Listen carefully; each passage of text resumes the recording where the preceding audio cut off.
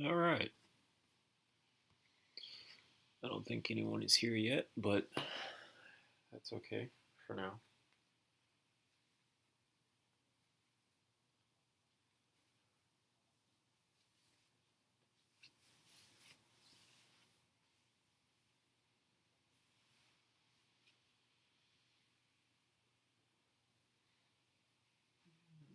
Okay.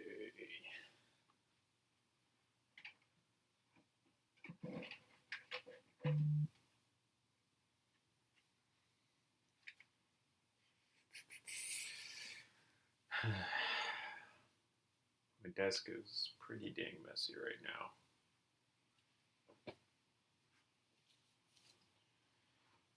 Move some things out of the way so that I can sit, I think. That's the goal. Move a lot of stuff out the way, honestly, because there's a crap ton of stuff over here.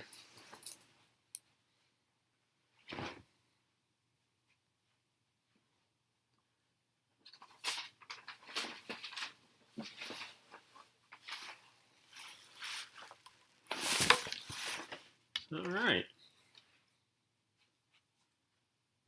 Now then, I need these pants.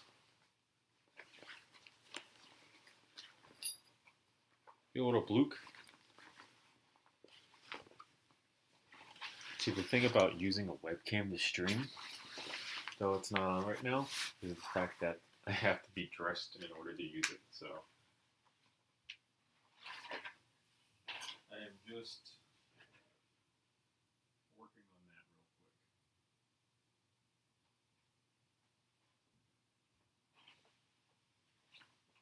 quick. And then we will get underway for today's stream.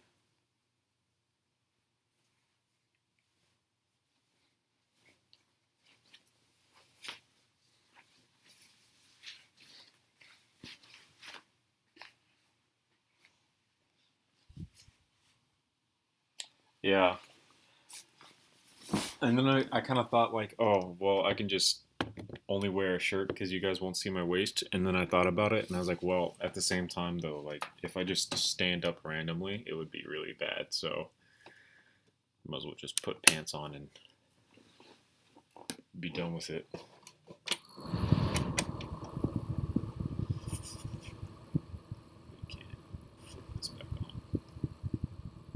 Alright. My desk is still a huge mess. This can go, this can go, this can go. This can go, this can go, this can go. None of this is mine.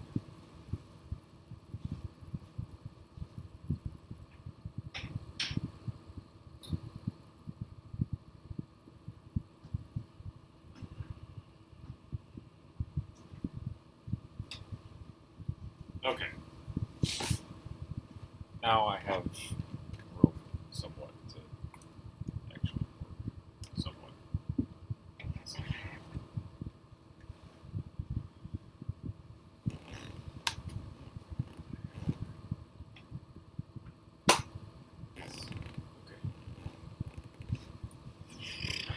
So. Yeah, that's good. First things first. Our drink sponsor today. Mountain Dew Baja Flash. Sorry, not Blast, Baja Flash. So this is a new flavor that Baja, or Mountain Dew, I'm sorry, PepsiCo has basically come out with.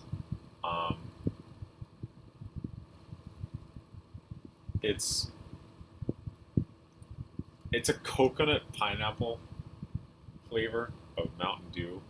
It's pretty much just pina colada, but with a hint of Mountain Dew to it. I've already had one before.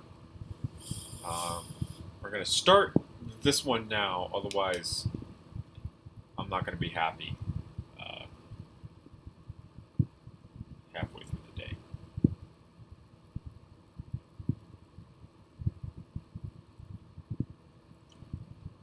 So I've got a really bad caffeine addiction. I've got to have at least one soda a day. I try to keep it to one a day. It's really just pina colada. Like that's pretty much it. There's nothing too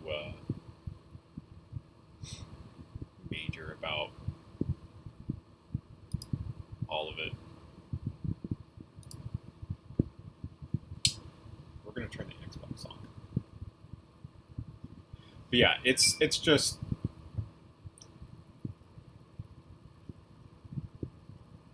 it's a pina colada in a Mountain Dew bottle. Is really all it is.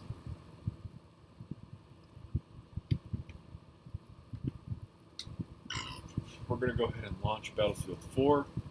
I'm gonna turn around.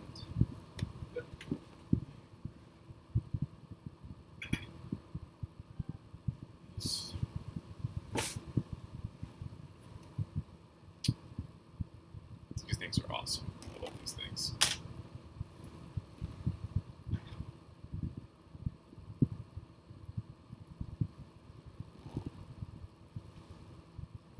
Much better. Keeps it out of my eyes the entire time. There's an orange one. I don't know the name of it. It's Baja something. My sister says that she doesn't like it, but my sister also doesn't like this flavor, and this flavor is pretty okay. So, I don't know. I've got it in the car. I'm gonna probably save that till tomorrow because I don't want to have a bad caffeine headache all day tomorrow. So I'll be doing that tomorrow.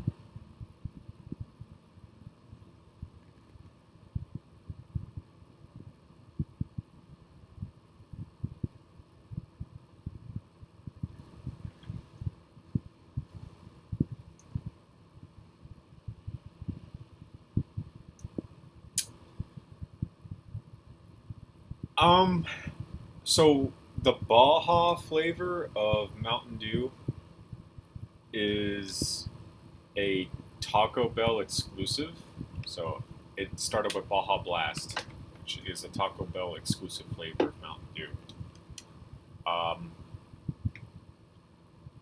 don't know if you guys have Taco Bell over in your country. During summer, Baja Blast will get sold in cans. Just as that's what they do.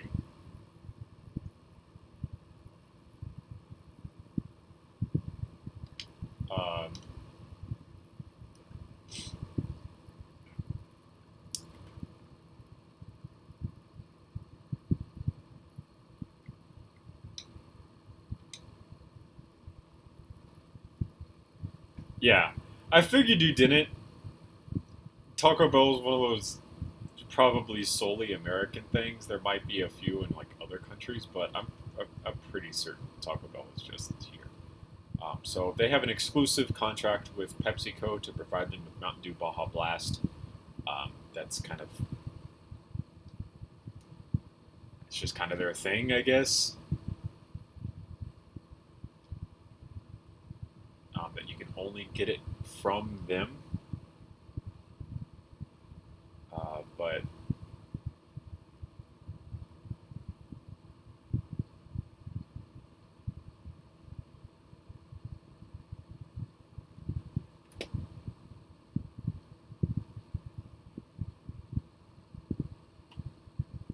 it is what it is. AMBC2 News. No train is not a tour. We're gonna go ahead and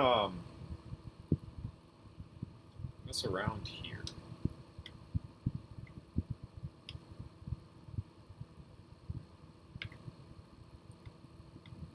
Have some fun.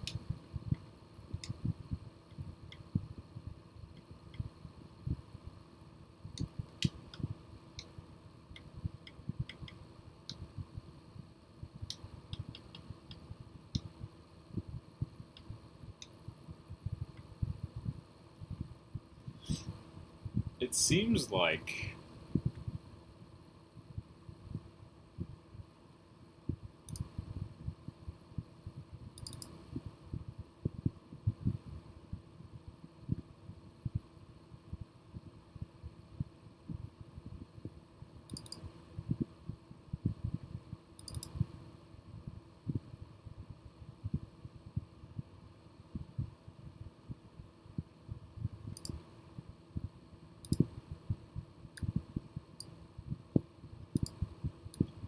we're going to go ahead and work a little bit on the Battlefield RFB, because I just realized their front design for their Hunter model is completely different than the standard version, which I did not realize until now. There's also a little bit of a stock difference as well, which we are going to work on as well.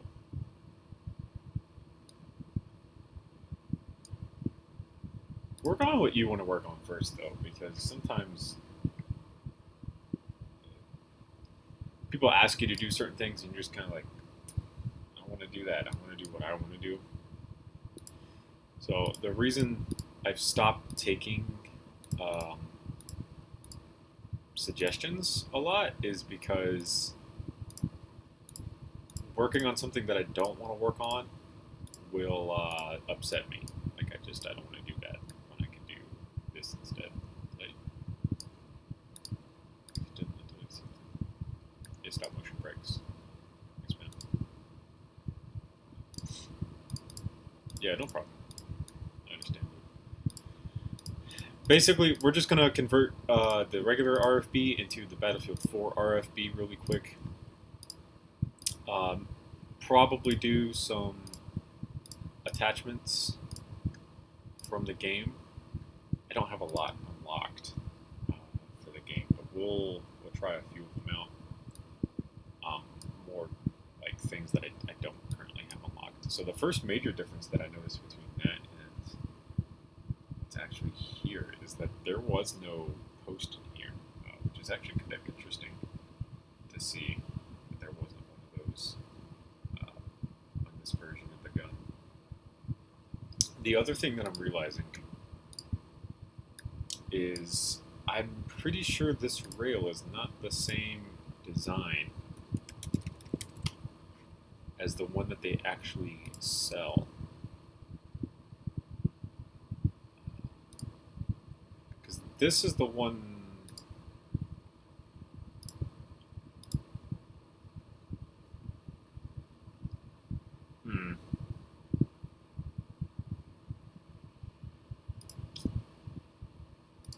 I based it off of these images.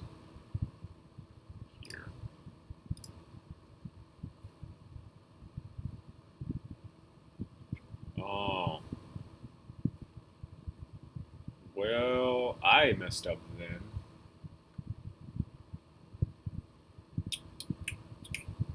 Whoops. Okay. So, the design for that extended handguard that I put on is wrong for my other one that I did, because I've already done a Hunter version, which is basically what this is. So we need to fix that.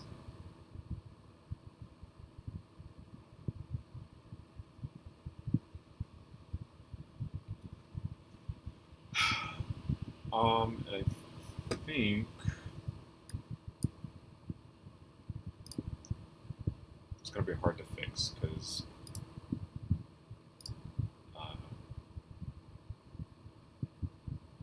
this is a really skinny rail system that they've got going on.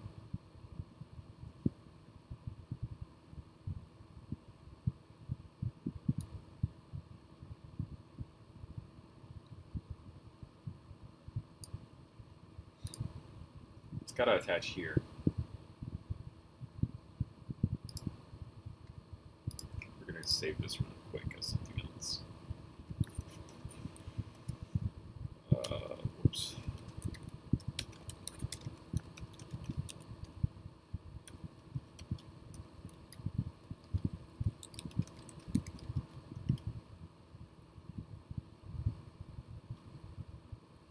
we'll start from scratch on this entirely, because I was thinking about just importing something from a previous MOC, but I don't think that's going to happen. Let's just start from scratch entirely on this, and see what we can get out of it.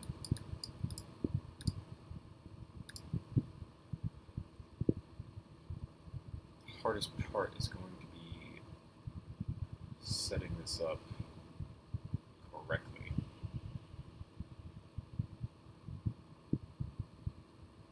So,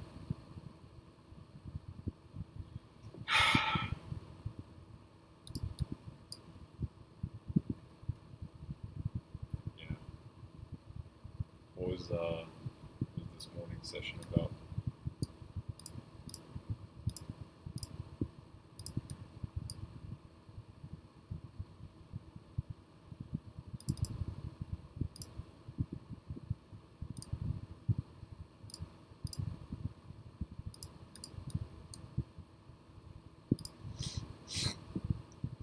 I want to make this a 3x3 section here.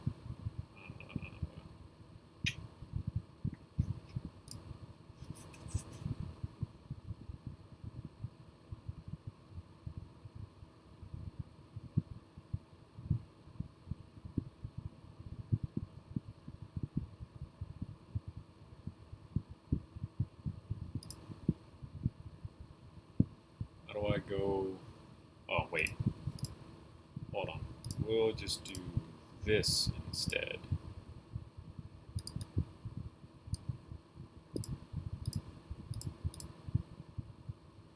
Just do this. There we go. Follow it up with that.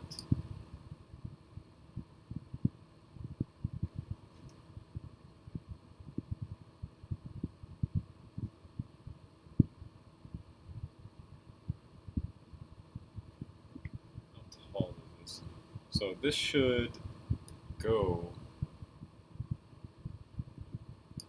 to the top of here. That's where this is showing. Okay.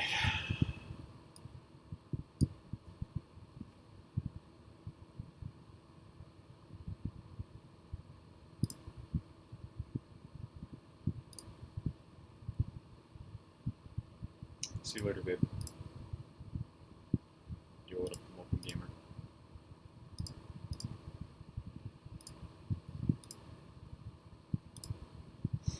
Good luck.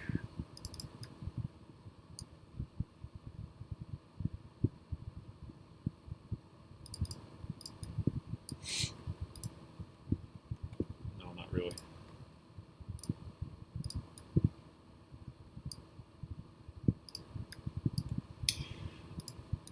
It's okay, Luke. I pretty much mainly work on legs too, man.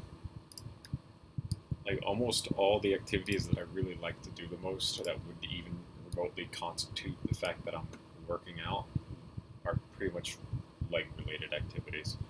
Most of the work that I do at work, in terms of physical labor, are going to involve my legs more than anything. I like to bike, though I haven't done it in a while. I like to swim, which I do periodically, which when I'm swimming, I know arms are there, but I don't use my arms as much as I do my just straight legs. I've always had a pretty strong reliance on my legs. Wow, that's a really exact fit now that I look at that. I bet. Don't dox yourself, obviously, Luke. Don't tell me like exactly or even generally where, but I bet the country that you're in would be pretty beautiful to do bike rides in most of the time, and I would imagine that for the most part, it's probably got hills in it, but not like super steep vertical shit like this, more like this, which would be really pleasant for bike riding and whatnot. Which would be really cool. experience. How's it going? So far, so good. Mobile gamer. So far, so good.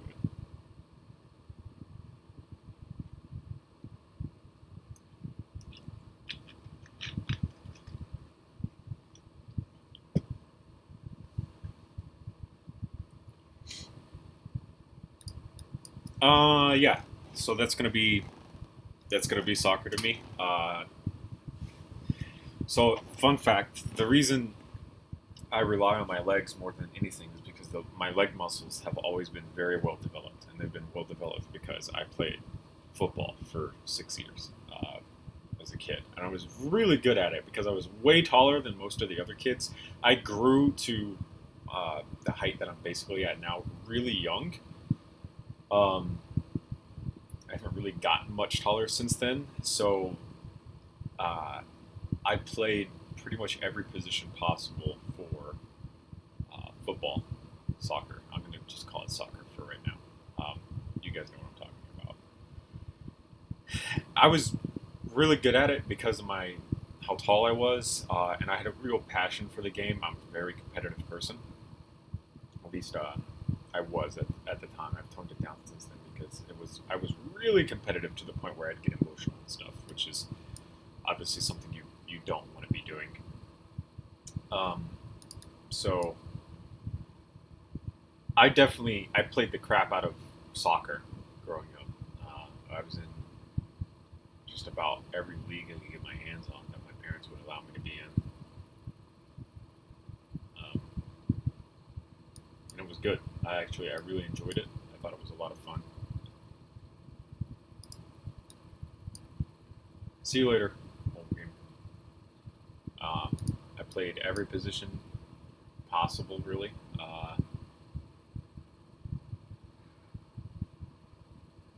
Somewhat miss it, somewhat don't. It just depends. I don't miss the having to go out every Saturday when it was 110 degrees to play a game.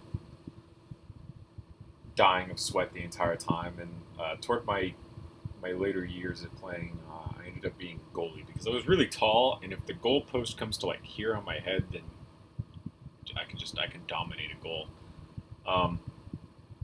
So it just, yeah, I kind of miss it.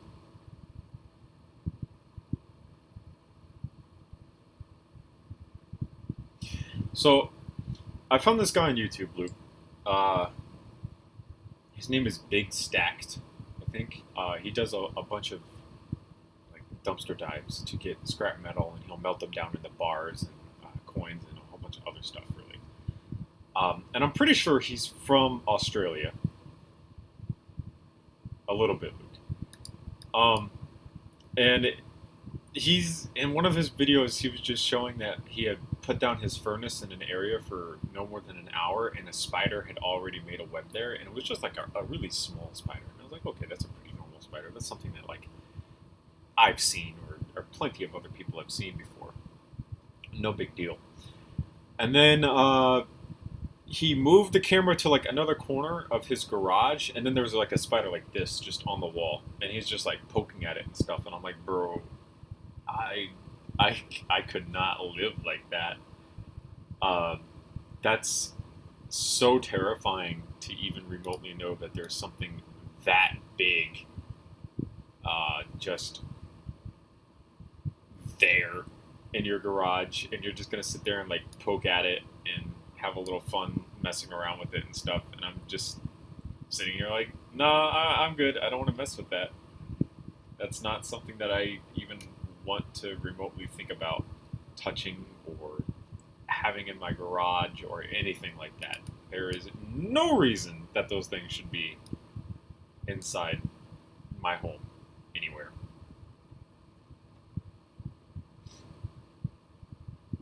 Seems about right.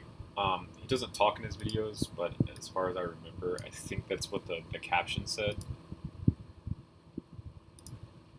So like I said, it seems about right.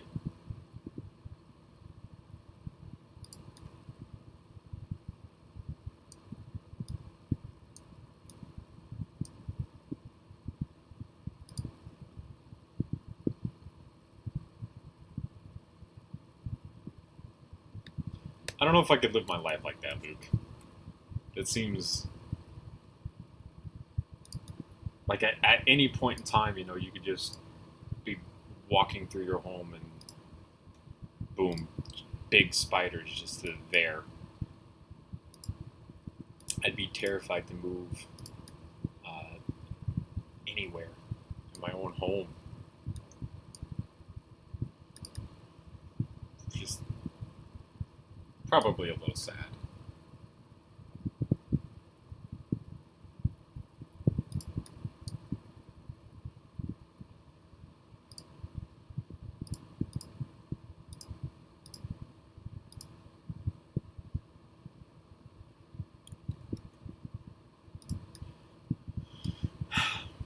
This is the difficult part about doing this.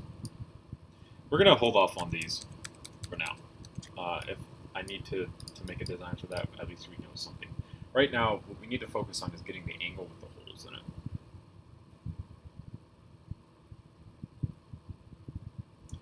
I don't even know if I would want to squish them because I'd be so afraid that it would like just spawn more that I wouldn't want to squish them.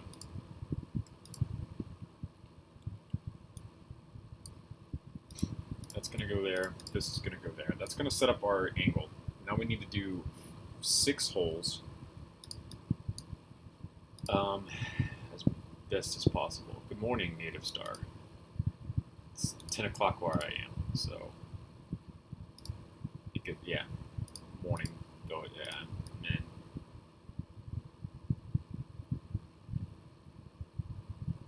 You call them thongs? That's a new one. So I've heard a lot of slang from various different countries that I've kind of been like, oh, okay, that's a weird way of putting it, but I get what you're saying. When you said thongs, I was like, oh, is he talking about kitchen tongs, like the things that you squeeze like this to pick stuff up? And I was like thinking about it, and I was like, okay, so is he like grabbing the spider in between the tongs and like squishing them? But now I realize you really did mean thongs, and that's the Australian. For us, it would be slang, though for y'all, it's going to be like regular dialect of sandal. Okay, so that's a new one. I haven't heard that one before. I kind of like it.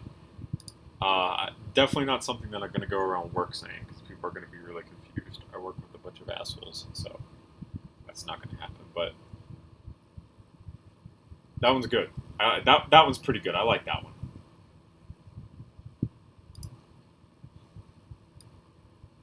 So now we need to figure out how to get these holes set up and get them at a 45-degree angle. Okay, I'm just going to leave this up here at this point, because it's just not going to go away. So how can we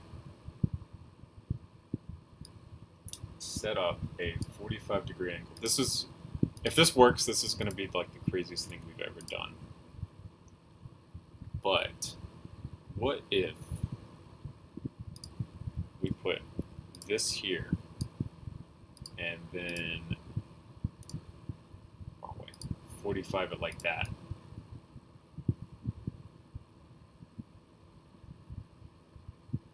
Okay.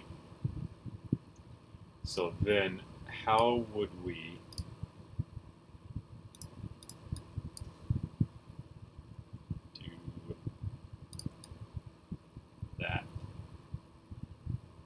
so it's not going to have enough room to put another one on this side. So let's just do a check really quick. Yeah, so it's not going to have enough room to do this on this side. So instead of using those, is there another piece that we could potentially use? Like so.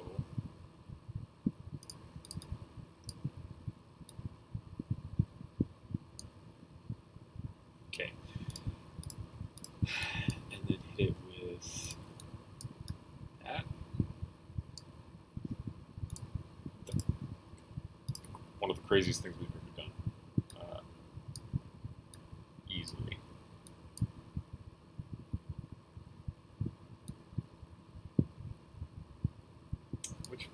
this is hitting. Is it the studs up top? It's gotta be because... Yeah, okay. So, between here and here, it doesn't want that.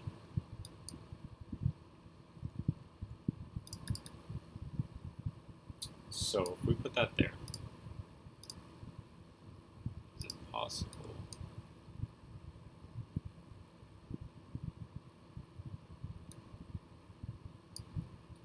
Put that there.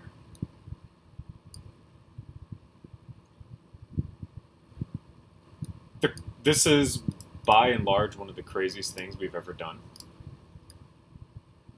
But look how seamless this transition is between here and there. So the only thing that we would have to figure out is how seamless the transition is between here and there, which is not the best.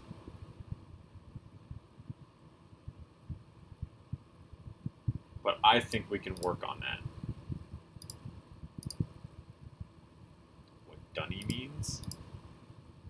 Hopefully that's not a slur that I just said. That's a really weird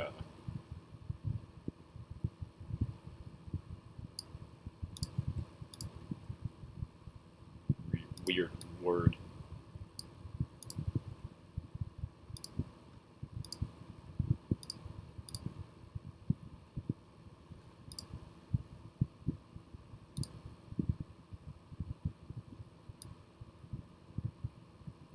So, this is really crazy. Oh, it's an outside toilet? A dunny. Outside toilet. Okay. Interesting.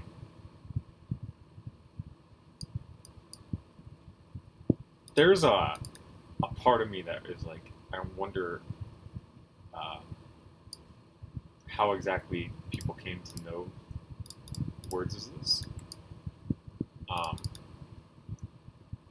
Which I guess would be a linguist's department for figuring out, but sometimes it's really crazy how certain word like things are come up with like the words for them. Yeah, I feel you a little bit. There's certain words here in the United States that I don't understand why we use that word to describe certain things. Let's see if I can think of something.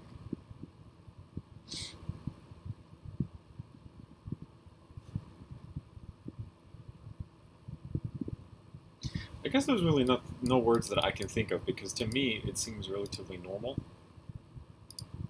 for the most part.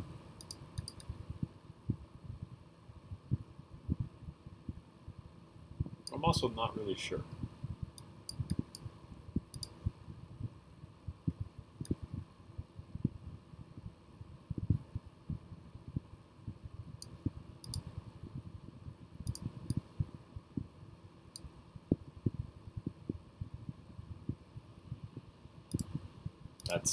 You're going way over my head, native stock.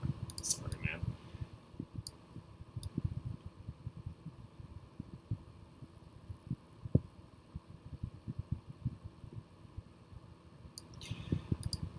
So, I understand the use of restroom. So restroom is a little bit more polite in certain settings, which is why we would use restroom to say certain things, or at least like kind of try to be a little bit more polite. It's a euphemism, if you will.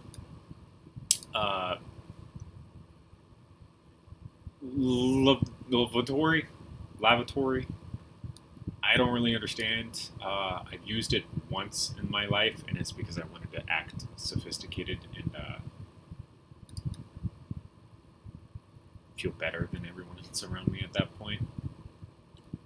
But it was really not. So, That one kind of didn't really matter. So I don't really understand lavatory. I keep trying to say laboratory, like Dexter from Dexter's Lab. But restroom, I understand if you're being a little bit more polite about your setting, you know, on what's around you.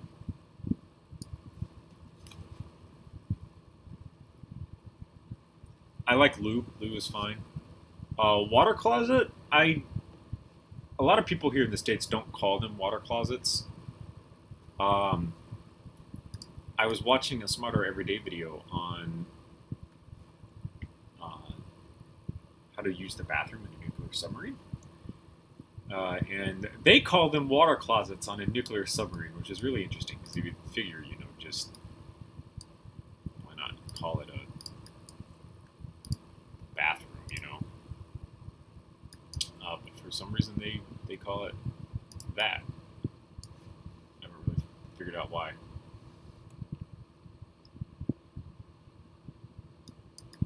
Have I ever shot a real gun? Yeah, I've shot plenty. Okay, am I going to be able to get something like this in there? No. Hey, Kringus. So the issue that we're having here is that we just need one here. Okay, so what if we do something like this, right? And this should actually line up where it's supposed to. Right there. Okay, there we go. There we go. All right, that should work.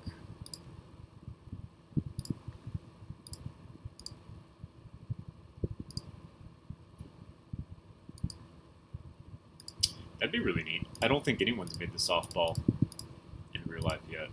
If they have, I'm just completely forgetting it.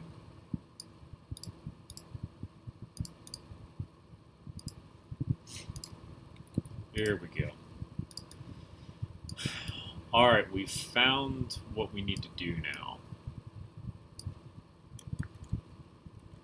We just need to repeat this pattern over and over again. Is that piece there going to be an issue? I feel like it is. Get rid of that for right now.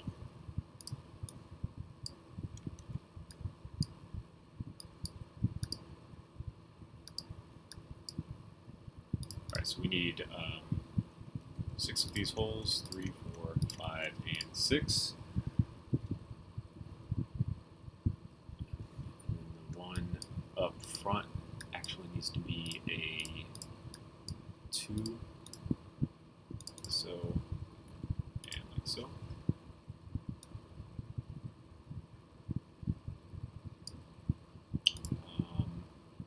And should be able to just finish off the front just a little bit. So this is a really complex design for what we just did. It's really clean though. Like the fact that between here and there is this just looks really, really good. I'm really happy with how this overall design looks. The problem now is that we have to find out how to clean this design up now. So the question is, at some point, is there a way that we can come over the top? And there is, just like that. So all of these points here are going to need one. I was curious. That one's out there. That one is.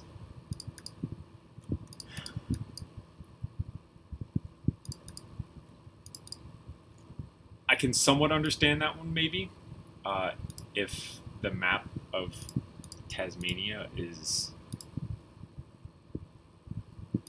weird looking. Maybe I could understand that one just a little bit.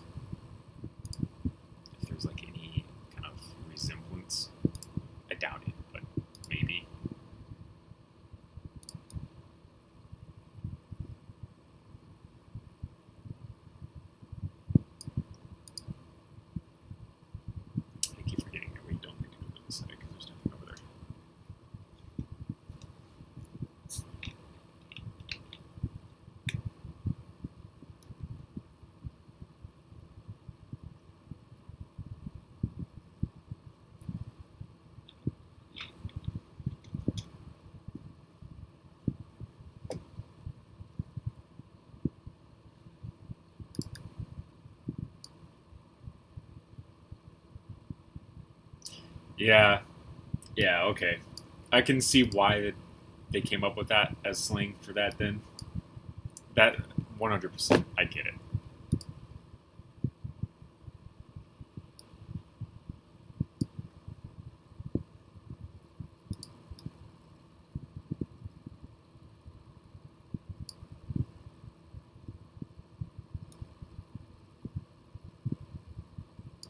So now then, alright, the question is, so there's a side rail that goes in through here, right? Is it possible that at some point, like here, we can come straight across and it makes a nice, clean design? Somewhat. I doubt seriously that this is going to work, but we can try. Yeah, it's just a little too off.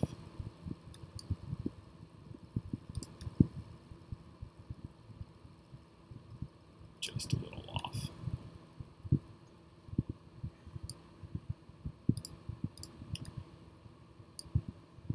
Alright, so this design here,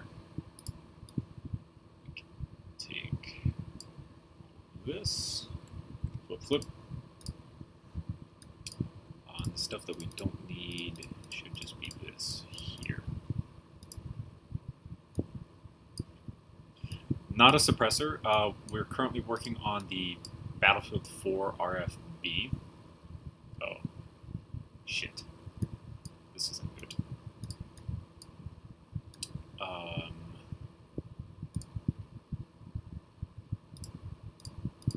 This needs to go. Assuming this. So like Luke said, it is a handguard from the Battlefield 4 design of the RFB, which has a slightly different handguard design than what I originally thought it did. Oh, shit.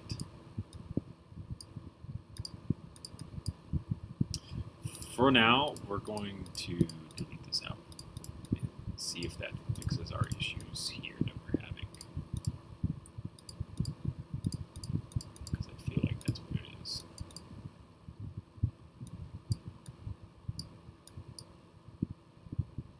Okay, much better. And that gap in there is not going to close with the plate, I guarantee it. Yeah, okay, well. Not like it matters anyways.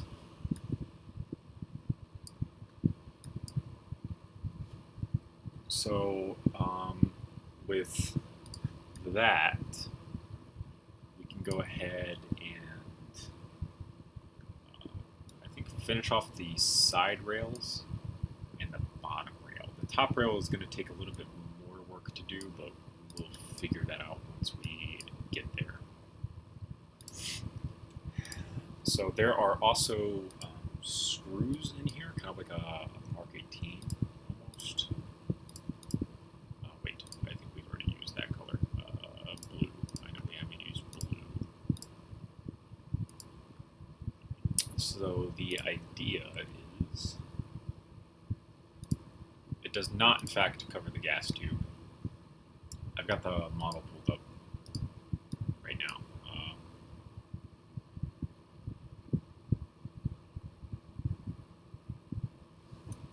The actual game itself. Fun fact though, it pretty much blocks ejection like entirely. That's I just realized that because the RFB 40 ejects, and it's very clear that it does that unless they have it. Hold on a second.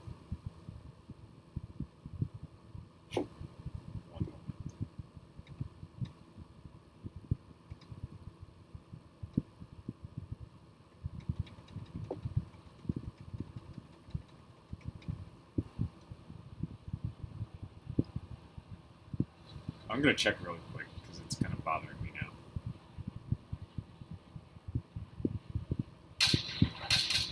No, they got it ejecting out the front.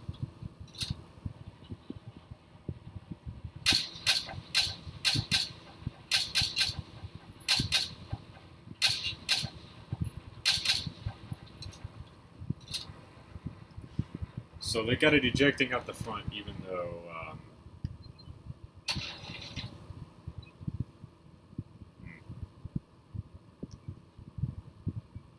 it's very clear if you look at it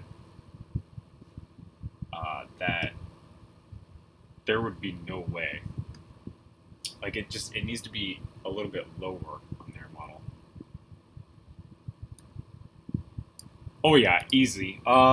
It's been long disputed that the regular RFB with the extended handguard on it has tons of accuracy issues.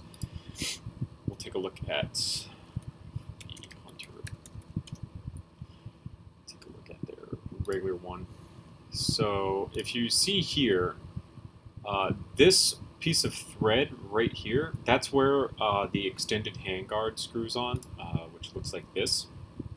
It's been long touted that that has inherent accuracy issues, as that is directly connected to the barrel, which is true. And there's not a lot of aftermarket support for the RFB because it's a Kel-Tec. A lot of Kel-Tec weapons don't have stuff like that. But there is this person known as the Lucky Irishman, I believe is his name, and he actually came out with his own handguard design that you can buy and pick up from, I guess him, technically, which does have a better handguard design overall with MOC, I believe.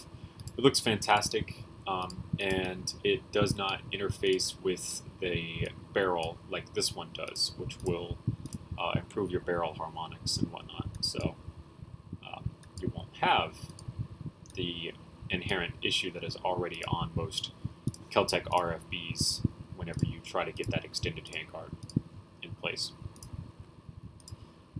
If you look up Lucky Irishman handguard, I'll do it.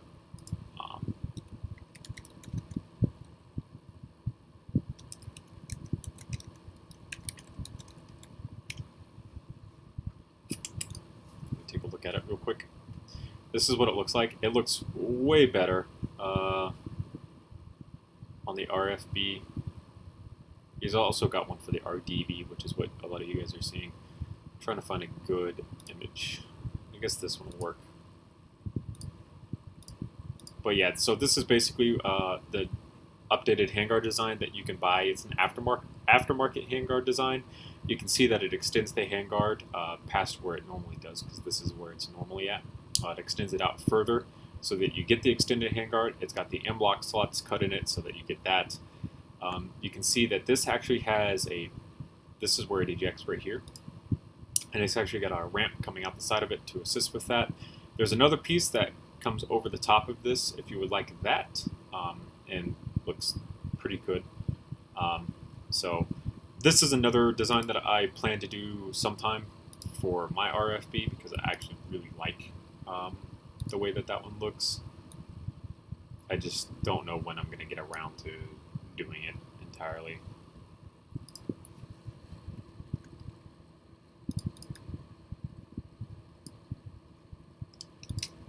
So that goes there, that goes there. Now then, this here.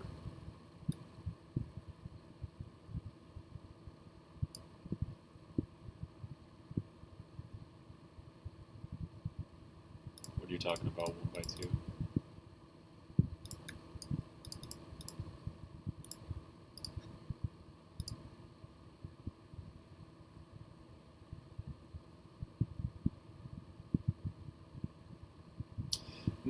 It depends on the gun that I'm using or making it for, right? So sometimes the only option for me is to use a plate, and then other times it looks better to use a plate. I really think that for pistol iron sights, if you're looking to get something super good looking, if you switch to using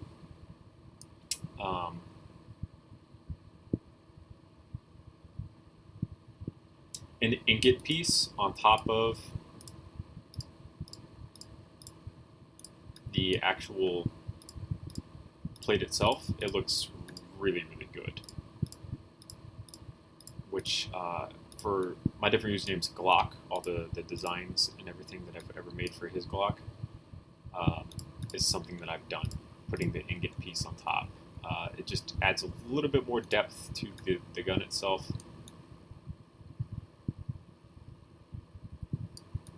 I didn't delete this out. Oops.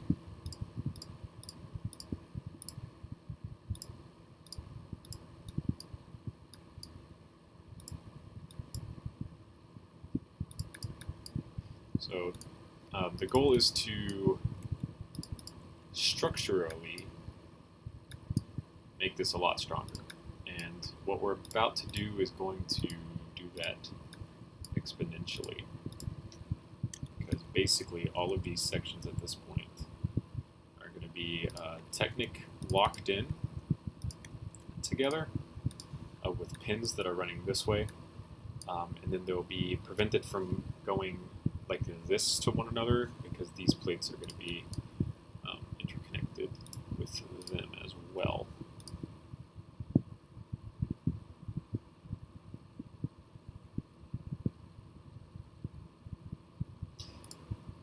I feel like... What the shit? No. This should line up. Why are you doing this to me?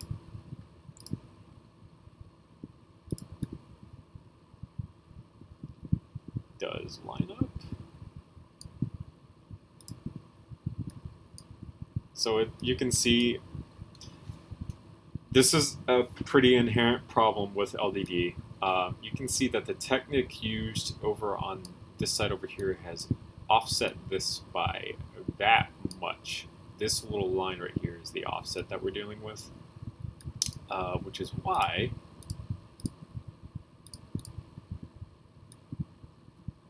top is correct. That's why we can't put a 3 in there. So we're going to leave it as a 1, but a 3 would work in real life, and it would reinforce all of this really nicely. So, oh well, unfortunately we're not going to get away with that one today in our wonderful LVD adventure. And then for this side, I think we could potentially get away with...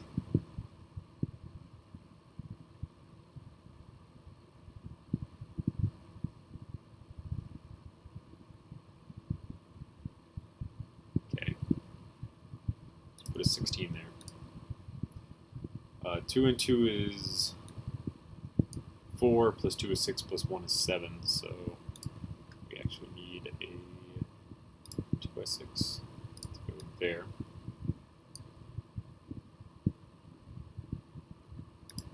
And then if we put a 3, oh, okay. So it's not going to cooperate. So back to doing this. Just do that. Well, the 3 worked there. Oh boy. So it's, you know, slightly off, but it'll be alright. Oh no. 4 and 6 is 10. Let's potentially use this plate as our index. Maybe. Yeah. Okay. Cool. You know, we're dealing with a lot of issues right now. Where this is at. This is. Yeah. It still looks good. You're not going to be able to tell that that's just ever so slightly off, but it's pretty off. So 16 and 6 makes 22, plus 1 makes 23. What is this? So we need 23. So 2 4, 6, 8, 10, 12, 14, 16, 18, 20, 22, 23.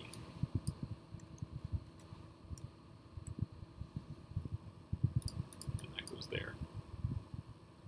So that'll stick out just slightly like so.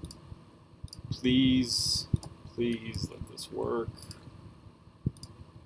Please don't fight me on this LED. I don't want to have to go through and readjust all this manually. Please just index appropriately. Okay, well, yeah, that's going to be an issue. But we already knew that. Still going to be an issue. Okay.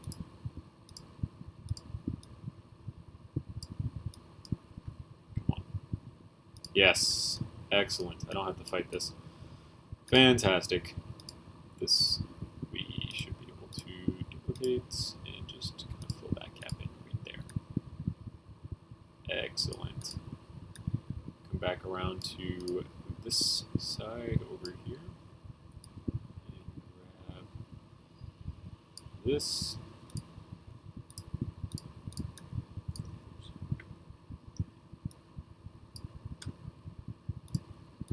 Delete. Grab this and flip it on around. Put that right there. Boom. Alright, so we've got the side rails done. The bottom rail is also going to be relatively easy. Wait, before we put that over there. Duplicate that, put that off to the side. So we can have it for later. Select the blue. We can make blue this color. All blends in nicely. Okay, so now we can do the bottom rail, which shouldn't be that big of a deal to accomplish.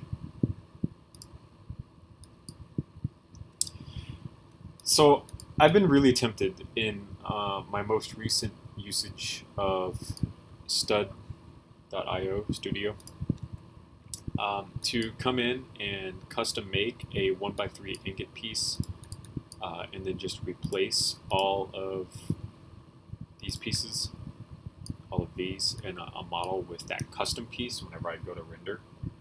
But I feel like it would be disingenuous, if you will, to my overall spirit of building, because for the most part, I don't use custom pieces. And I know Studio is really handy, and it would make some really cool looking renders to just get that slight little bit of just a little bit of an edge, a little bit more of a rail to it. But I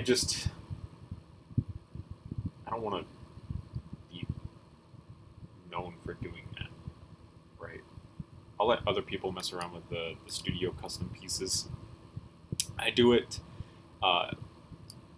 primarily like my custom Clone Trooper that I did. I can kind of understand why I did that, because that's a minifig. I think making custom minifigs is completely different than making custom parts and then throwing it on a model.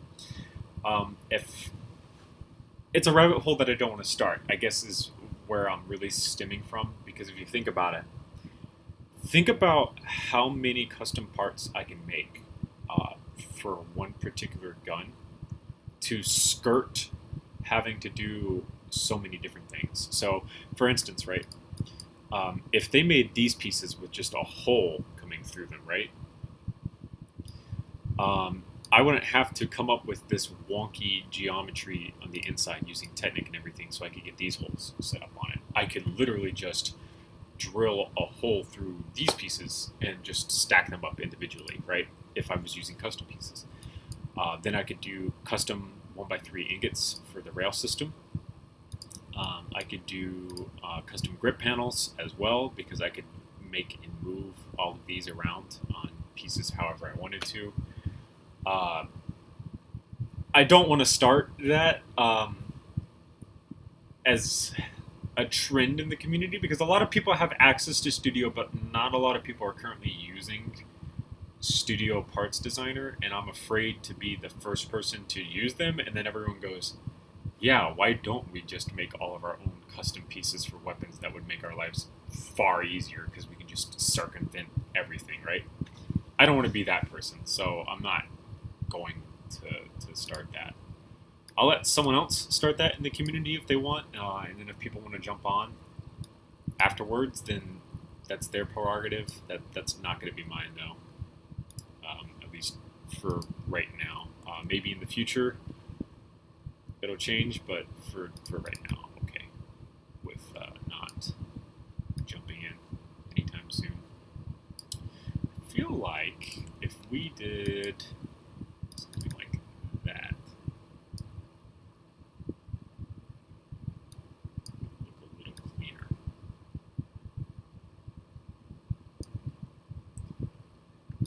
A little bit. Okay, so this is what we'll do.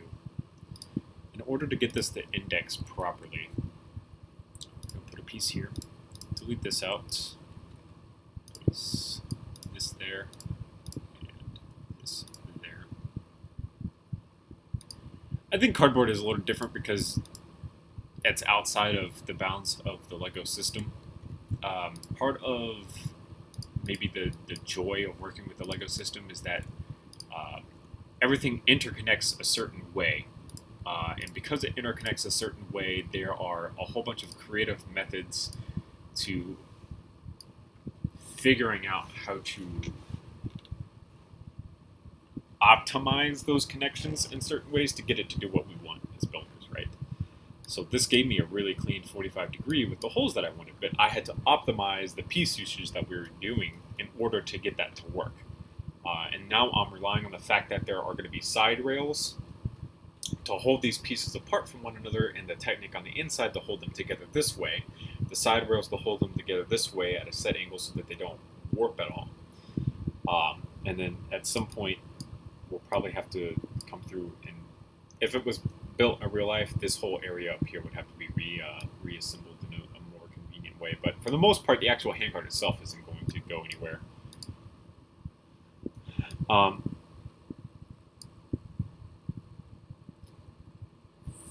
Damn it, I just realized we have to delete all of these out. Let's just get rid of all of this. So, technically, all of these rails need something to stick to. And if we were to do these, the rail would be able to stick, and we can prevent it from going to 3 stud layers tall to only 2 stud layers tall. It's going to look better in the long run if we do it like this. So all the rails will be able to stick because now we have our center studs here. And then we'll be relying on the fact that all of this is locked in with these pieces to prevent these from moving side to side. So everything will be nice and set, like so. And that will be the bottom part of the rail. Boom, like so.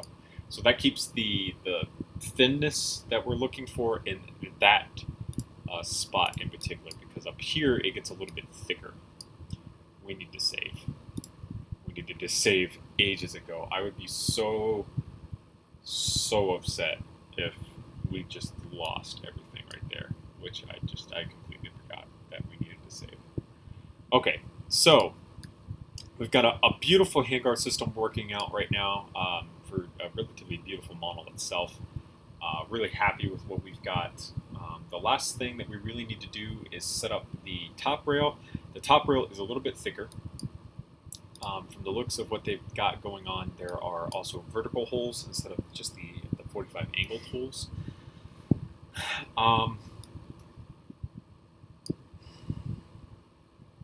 The question is how we want to do this and keep it looking really professional and seamless. All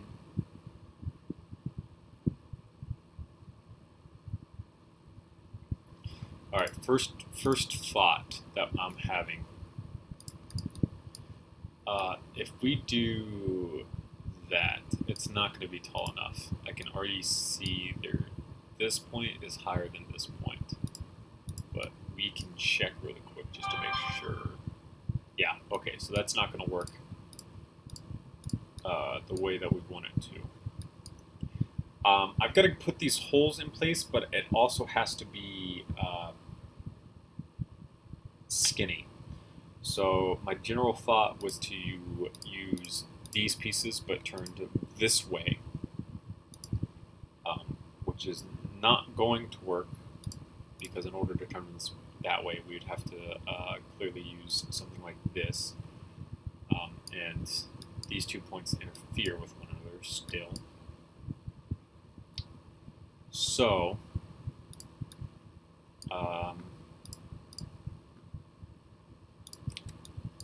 we could, of course, just do something like this, but that's going to be way too high from the looks of it.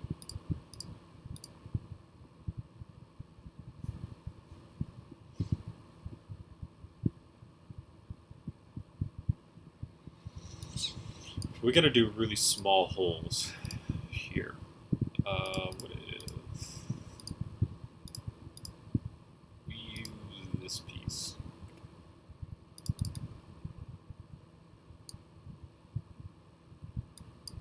How would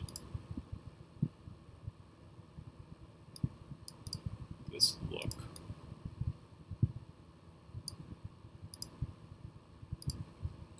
I think it's going to interfere with it. Well, technically no, if it's a circle, right? We would have just the fact that the geometries line up like that. And then hit it with a 2, followed by a 3, followed by another 3.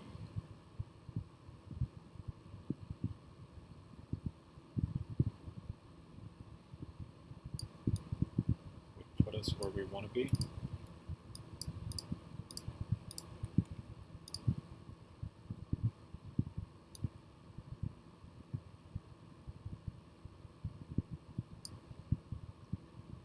Yeah.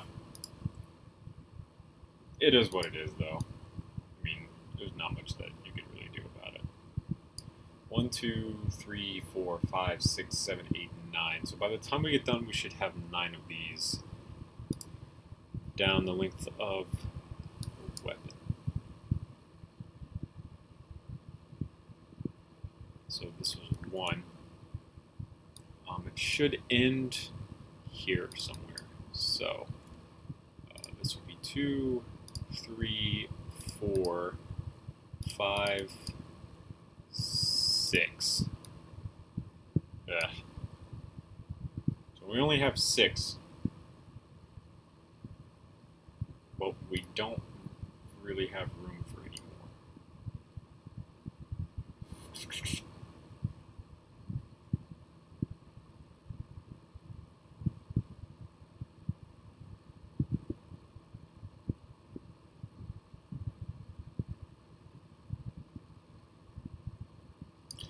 I think that's just what we're going to have to go with for now.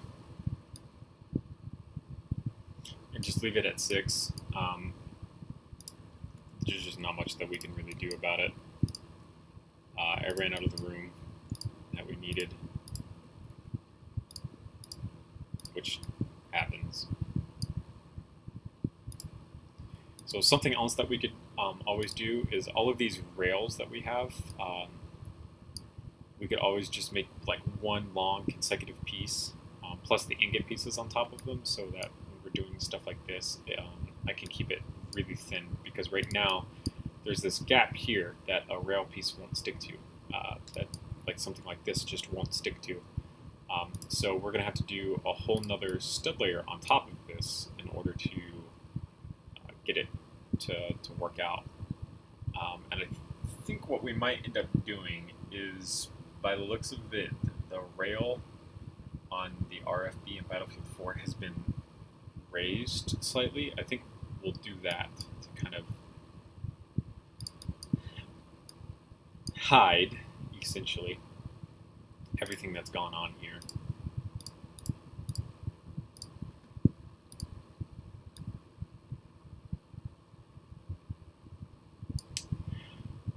I just realized why.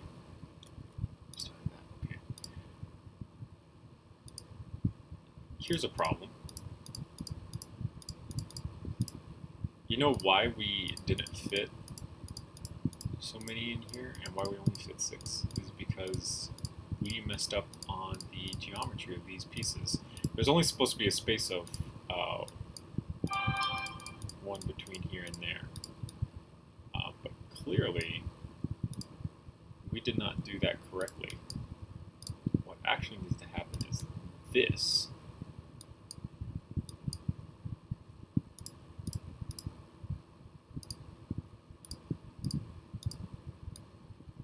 Yeah. Okay. So, I don't think I can copy and paste this like I want to. I'm basically going to I might be able to do at least this one. I'm going to have to individually set up every single one of these. So, like for instance, this one really just needs to be this, and we can delete out this one.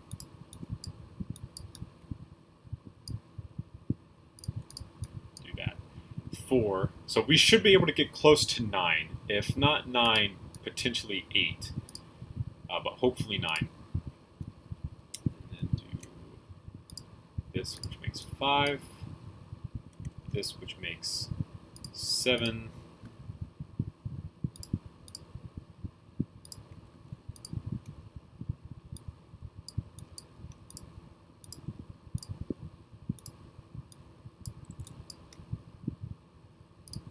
That one, which makes 8.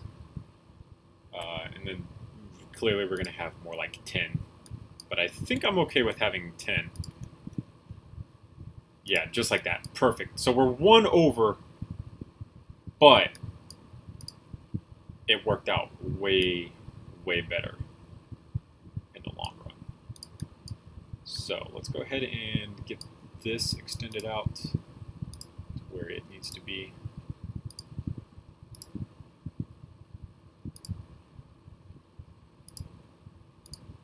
So place that there. Place this here. Place a 4 here. Place a 2 here. Place a 3. And a 2.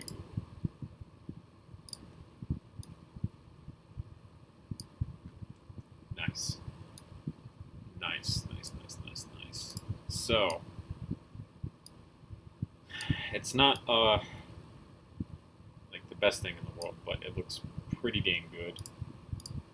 We can go ahead and make all of this black.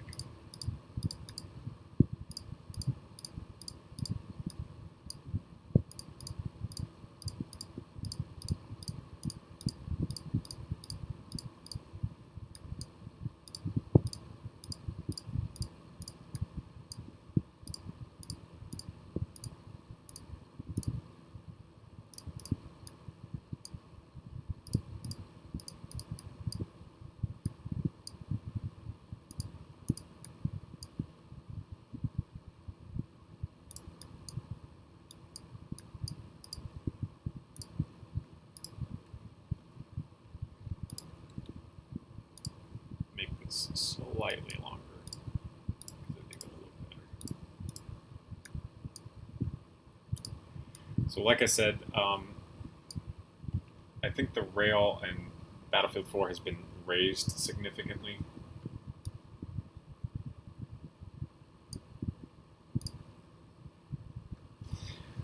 I think it'll be okay, Luke, because... Okay, alright. Where's my phone? Let me see what you got, Luke. Because if I don't have to raise it a whole nother stud, that would be fantastic.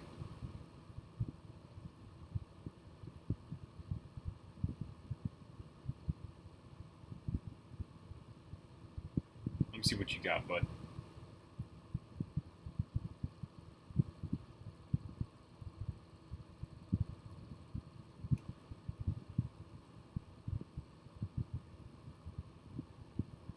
You're good, man.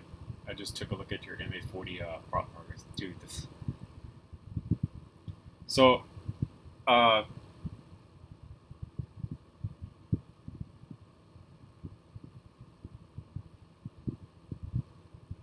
I doing? What was I about to say? You're a whiz with cardboard, because cardboard is a medium that I have never been able to get any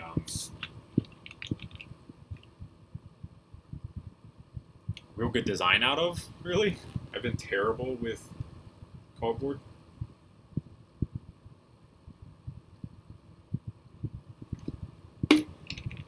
So I got a real large respect for you being able to use it in the way that you do.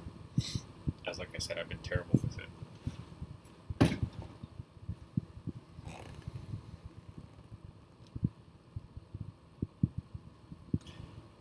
And for me, like, so when you're using Legos, there's a certain amount of geometry and everything is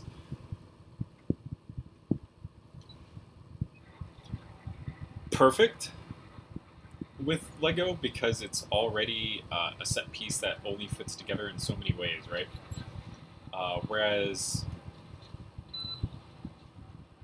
cardboard, trying to make one side look just the same as the other is pretty dang difficult to do.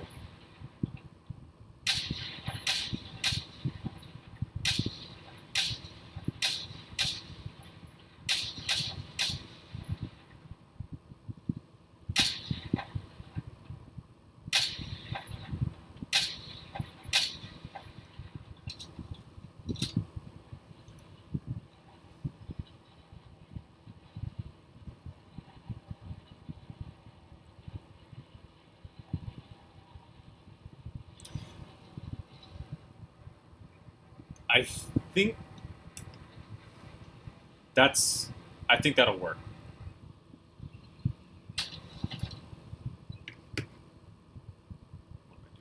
X. There we go. All right, back to it.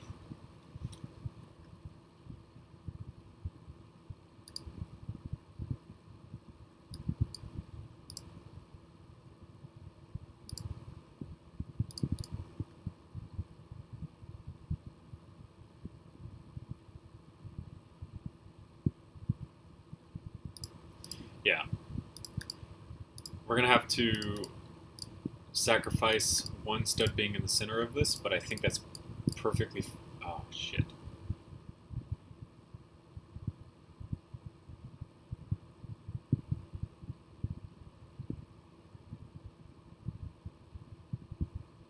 Wait. There we go. There we go. Okay. But I think that's okay, because we don't have to make it super tall. And I think that will retain the way that this looks really well.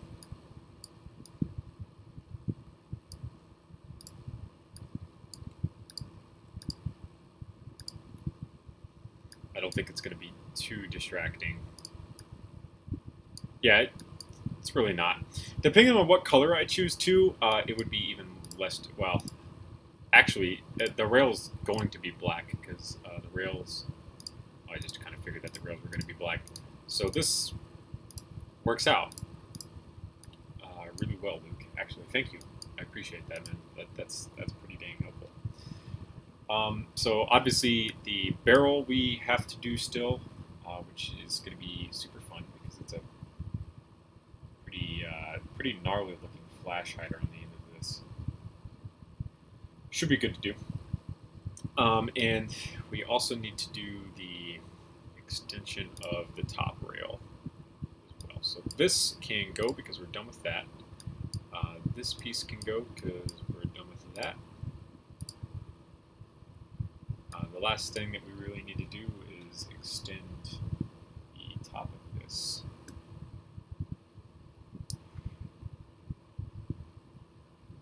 I don't know who it's by, Gunmaster Dude, because I'm not too sure exactly what the dice artist team used for their design. We're just specifically trying to mimic the design seen in Battlefield 4 on the RFB. When I built this model the first time, the whole reason I built it was because I kind of wanted to build the one from Battlefield 4.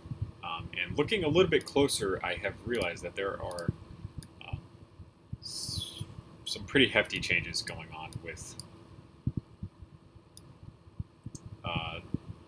the in-game model, essentially, which I didn't realize before. Otherwise, I wouldn't have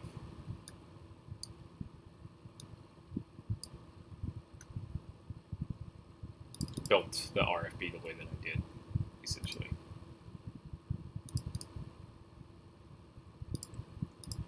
But it's no big deal. We can come through and easily fix what's going on with it. Shouldn't be too big of a deal.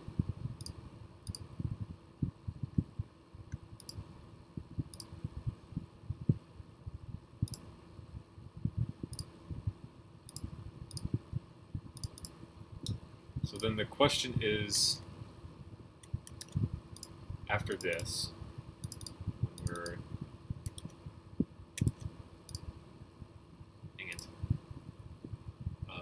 D for delete, C for copy. It's called the clone tool. So I always want to call it the duplicate tool, but it's not. It's a copy tool. So it's C for copy. Shortcut. Pretty thick top rail design going on that they've got going on here. So we're gonna smooth this out just a little bit more.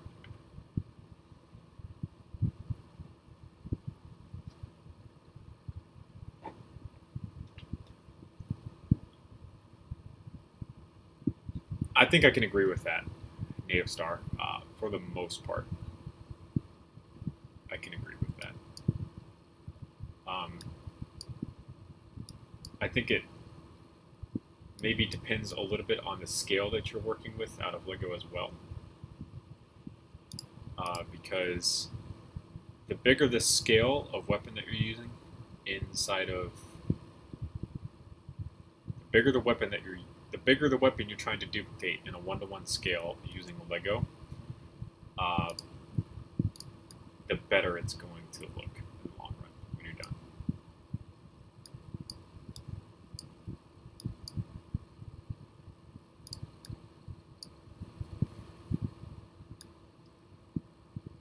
So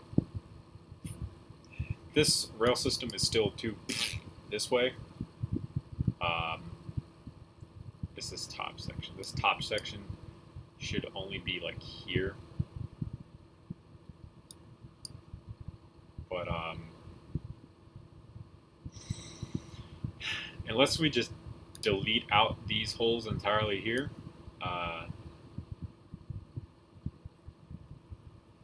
it ain't gonna happen. So we're just gonna leave it as is, unfortunately.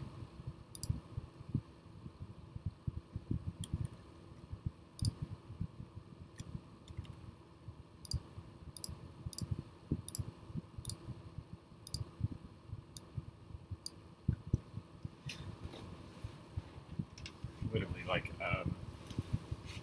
it's,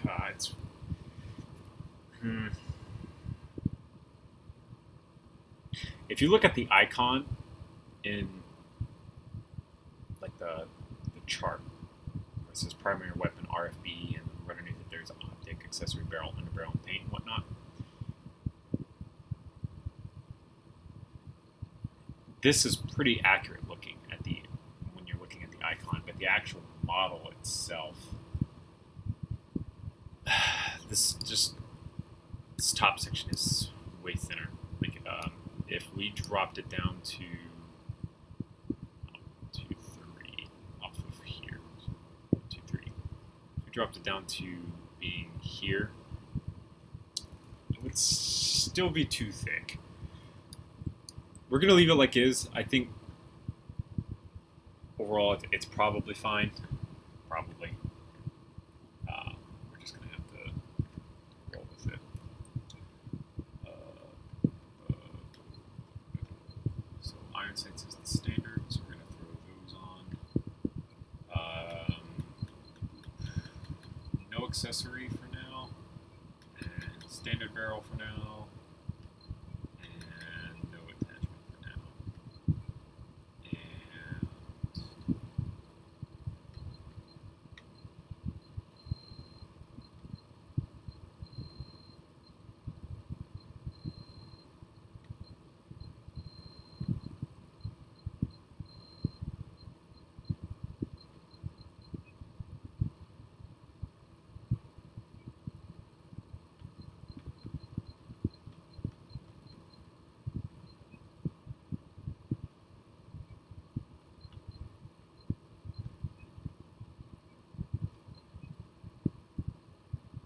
Oh, whoa. I just took a look at the default. I did not realize that they have it in a green color on the default. That's crazy. Alright, so we're going to leave that the way it is. Alright. So the barrel is the next thing that we're going to be looking at making.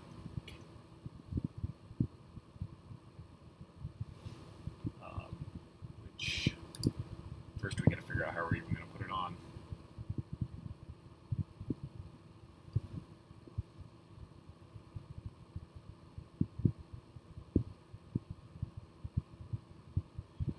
Yeah, they're pretty easy iron sights to make though. I don't want to do iron sights on this model, but we'll see when we get there how I'm going to accomplish this. Alright, so quarter piece. We do that,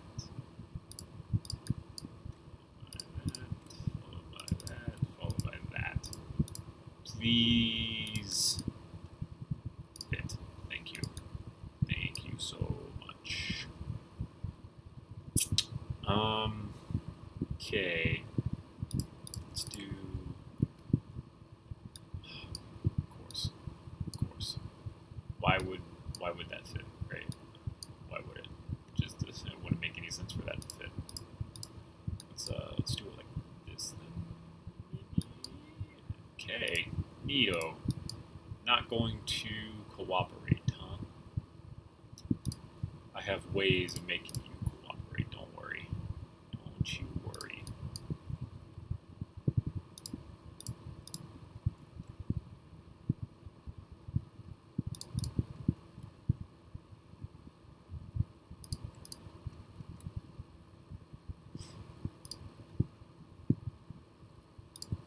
If it just worked the first time, I wouldn't have had to have done this to you.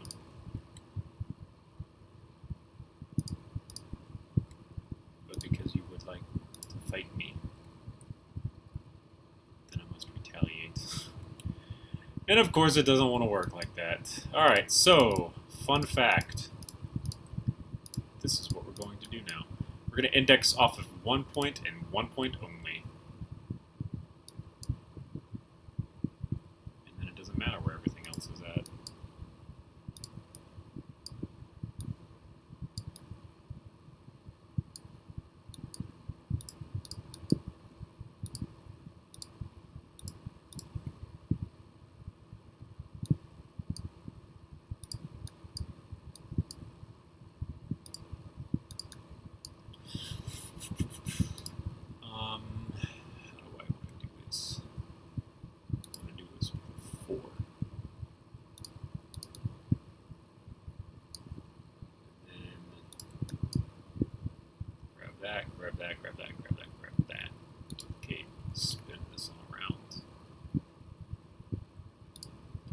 there.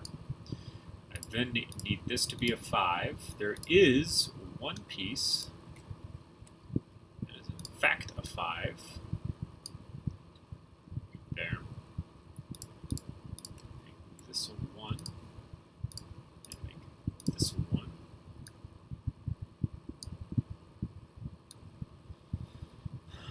Okay.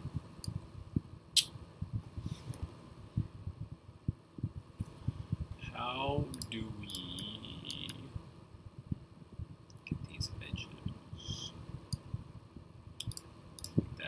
Delete that. Start with this here. So this connects this piece to here. And then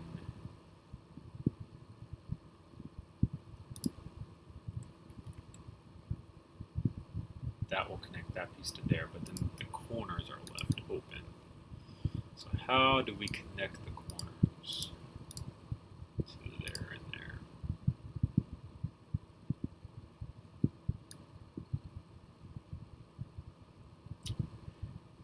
Okay. Let's see if this works. Before we continue any further, we hurt our brain a lot. Delete that, delete that, delete that. Thread this piece in through here. Turn this piece this way.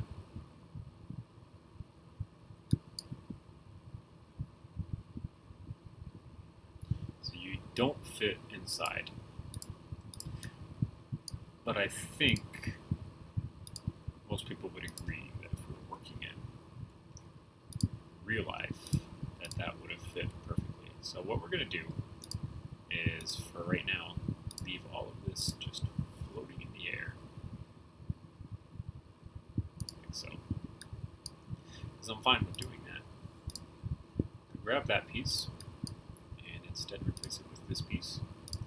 We're going to grab this piece. Instead, replace it with that piece. Grab this piece. Replace it with this piece. And grab this piece. And replace it with this piece. That will end our handguard in a very good looking way. Other than the 45s right here, I just realized. Well, let's see what this looks like first. And then potentially have to come through and fix it. But we'll see. If we do...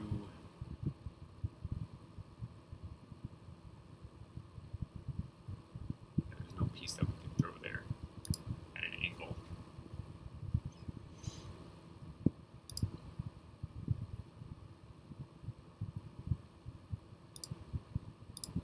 That would really mess up the look. That, followed by that. And then just make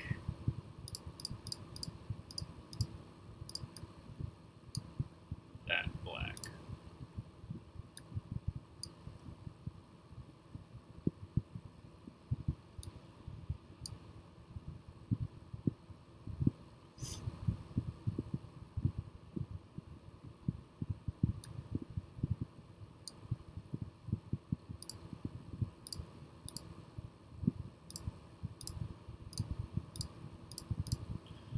How about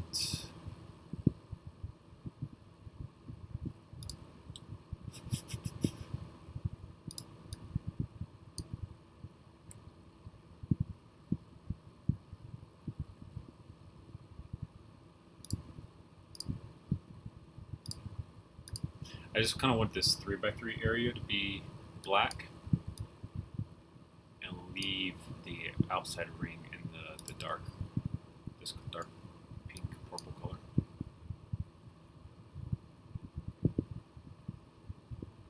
So I want to remove this, flip that way, this here, place this here, delete that, place that there, place that there, place one of those there, place one of those there. Oops. Black, black, black, black. Boom. Now we have the, oh, ow, ow, ow, ow, ow. Oh, hurts. Yeah. Now we have the illusion, if you will, that the handguard is actually hollow when it's actually not. So that is way better looking, in my opinion. All right, so what color do we want to work in? White, why not? So I'm thinking about doing a 3-wide barrel. If we're going to do a 3-wide barrel, we're going to use our standard piece for doing so. Boom. Just this piece. We're then going to set up our alternating pattern to make life easy. Boom, boom, boom, and boom. Sweet. Is it 3? Yeah. So if we compare it to the width of a rail, by turning the gun model sideways, we can see that it's got a 3-wide look to it. It sticks out quite a bit.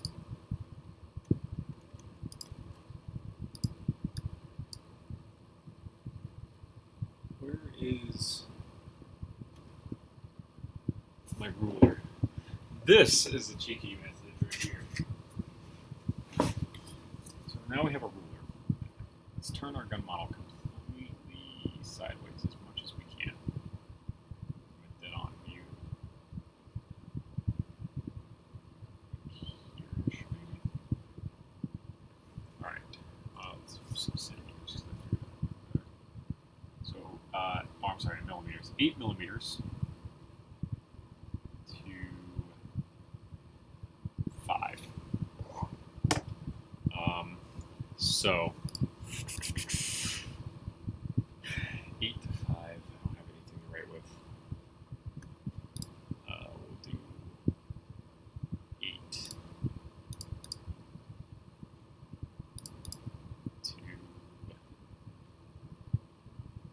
5.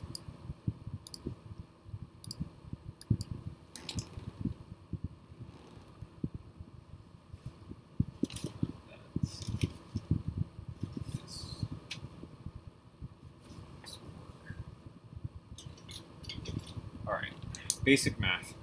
We have 5 to 8 long ratio. This section is 23, I think. How many 4s do we use? 1, 2, 3, 4, 5, 6.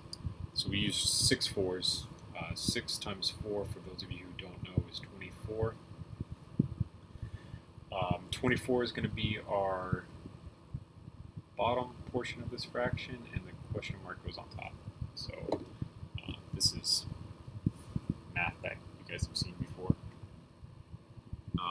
How to figure lengths out like that. So we're going to multiply 5 times 24. Which we do have a calculator for, but we're not going to use.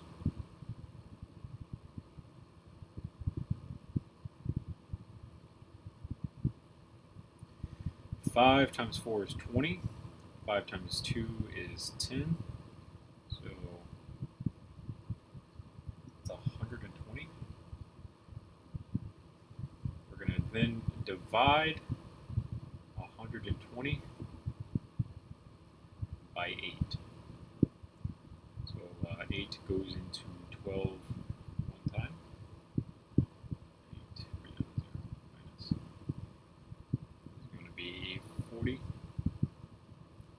And 8 goes into 45 times. The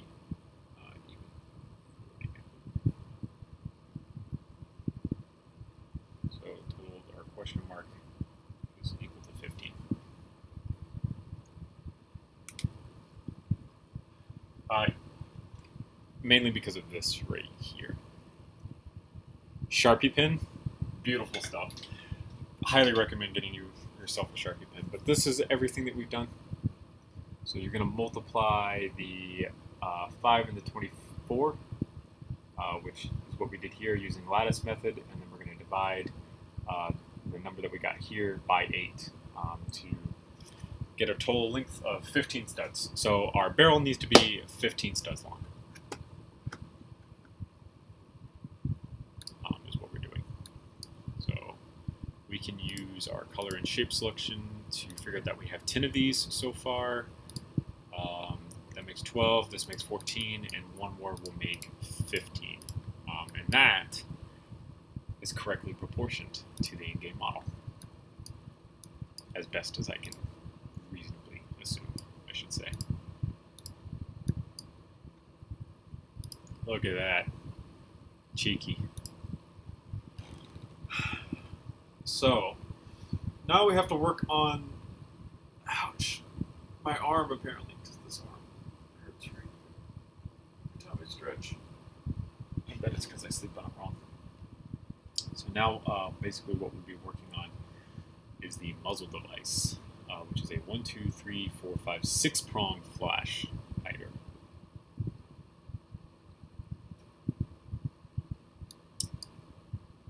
You should really consider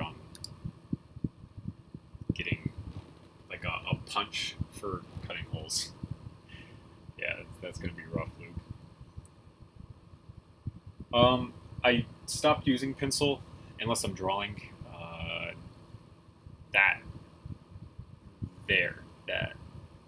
painting, I call it a painting, that poster, sorry. I started with pencil, ended with Sharpie and everything.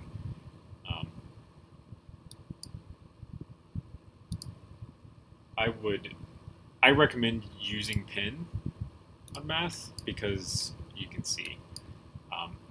I took a lot of math in my wonderful fucking college years. God, college. Fun times, let me tell you.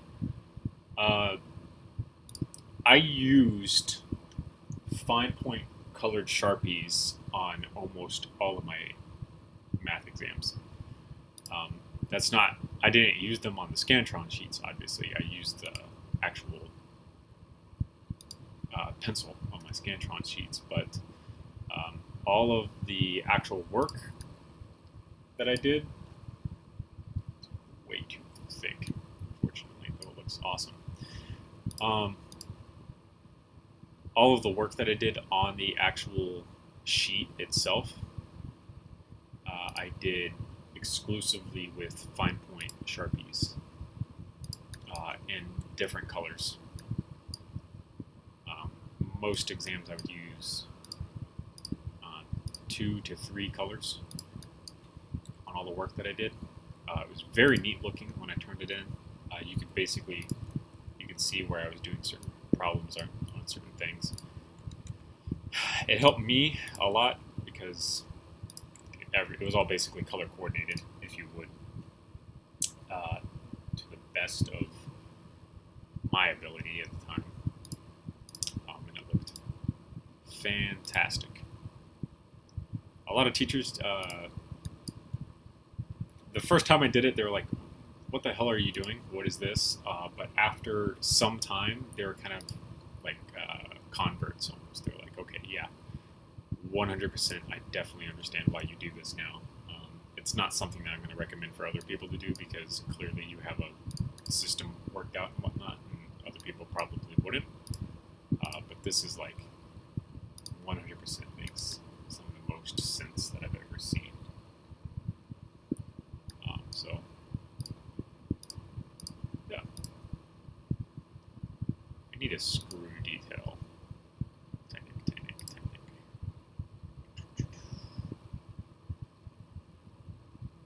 Vertical lines. I'm not going to find any here in my wheels then.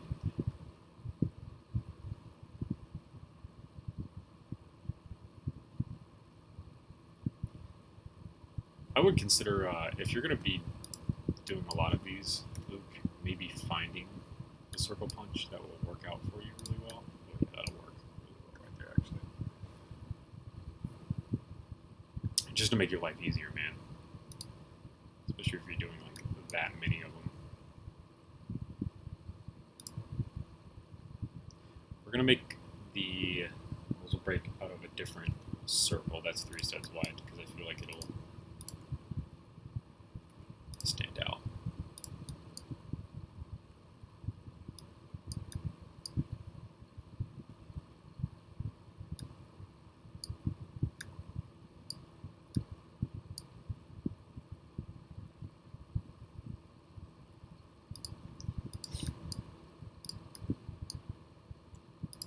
So, fun fact, in case you guys ever wanted to see how to do this inside of LDD. This is a method that you can do in real life really easily because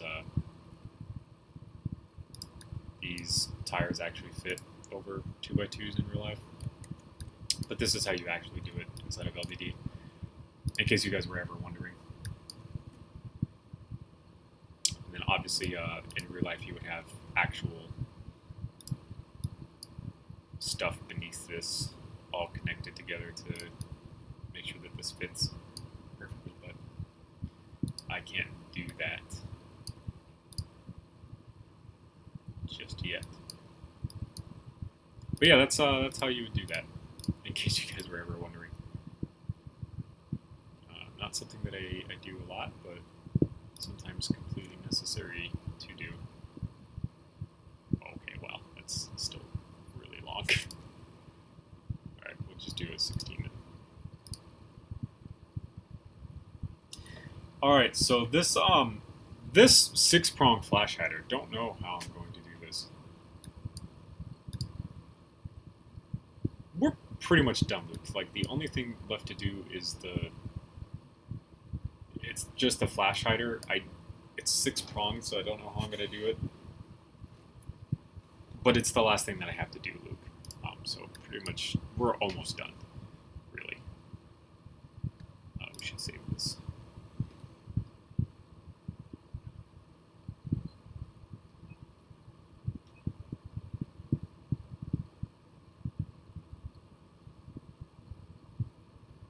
Like I said, we just got to figure out how I'm going to. Yeah, man, y'all can go to sleep. It's okay. I just got to do the 6-prong flash hider, which I don't know how I'm going to do. I'm thinking about using something like this thing, maybe, to try to figure out some way of doing this. So do like that, and then flip one this way. 3 times 2 is 6. I don't know why this is just not. There it goes. So we'd have 1, 2, 3, 4, 5, 6 prongs. Okay.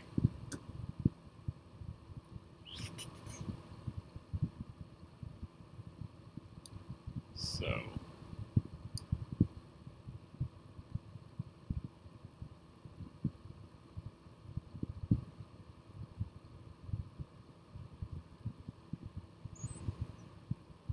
Where is here?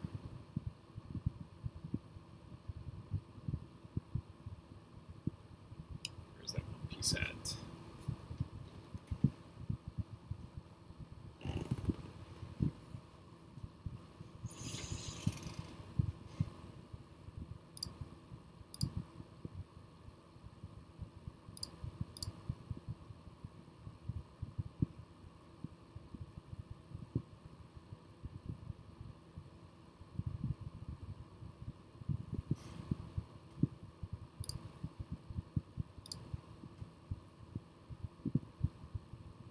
This piece.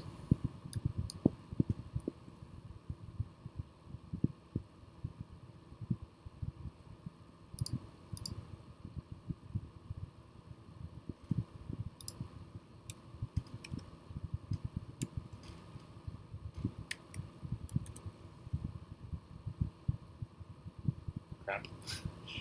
LDD part numbers are way different.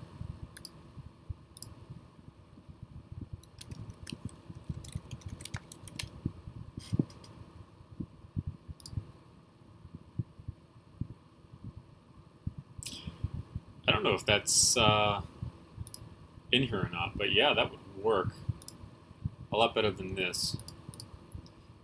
The question is whether or not that's actually in here as a part. Real quick, let's save.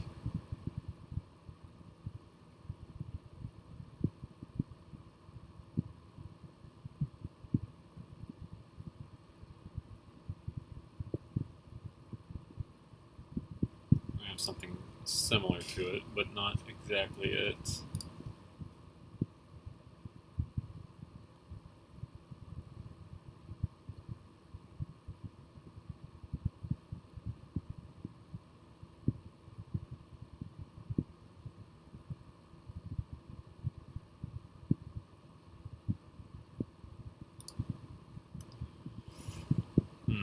That's another one.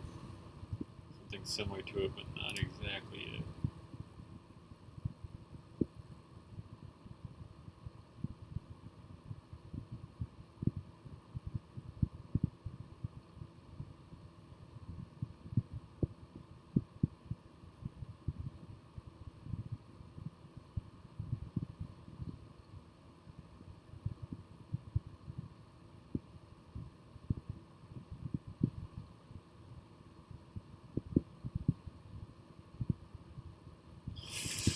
Okay.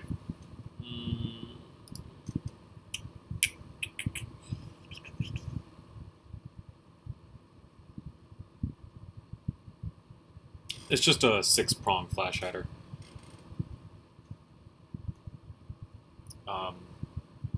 So basically, it looks like a bird cage, except the front of it is just wide open, so it's not actually connected up front.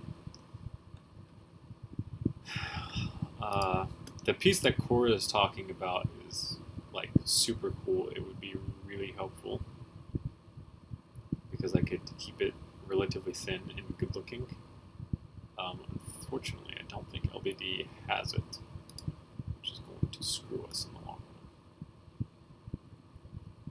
run. So,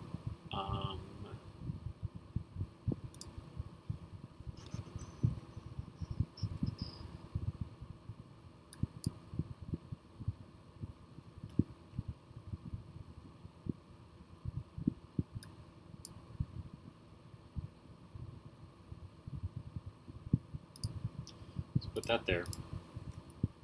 Let's do another one upside down here,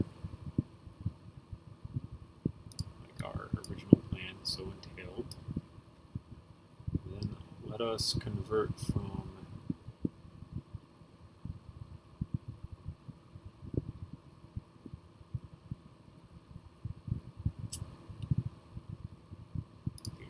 this.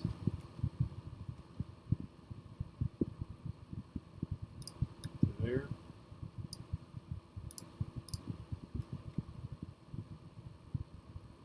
That to there. That to there. For this one,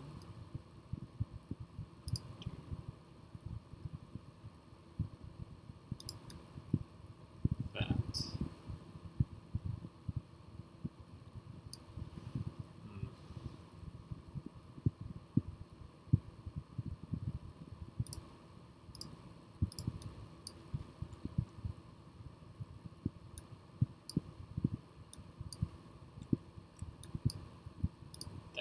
There we go.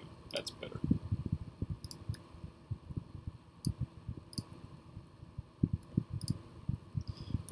But Philip, how would it stay together in real life?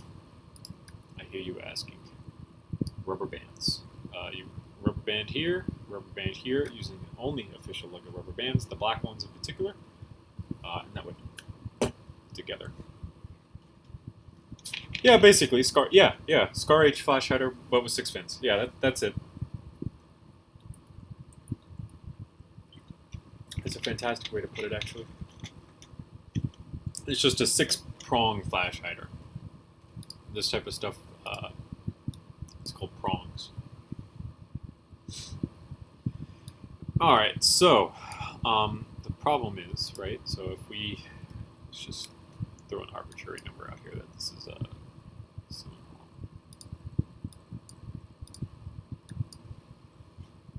that's probably why my phone screen just lit up.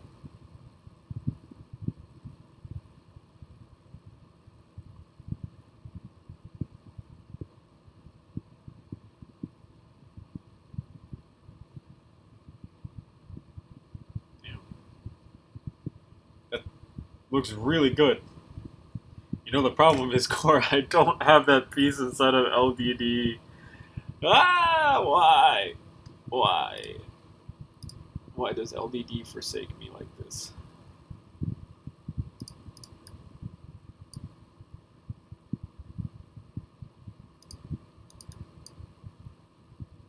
It's a very good looking flash hider though, Core. Like, I appreciate that.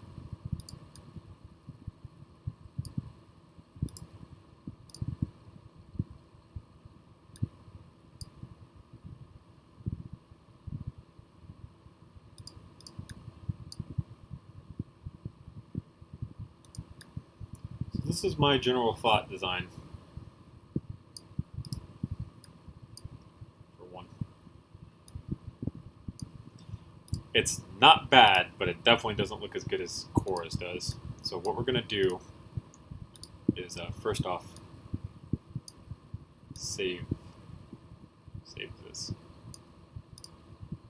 Actually, it doesn't look too bad. Yeah, we'll just save that like that. There's a potential that we might come back at a different time inside of Studio, and then using the piece that Core is describing, use her design for it instead. Alright, so now we have to essentially dress this up to look like the actual in-game model, which should be dark green, or this green, dark green, or this green. It's like a somewhere in between, but for now we're just going to go with this color.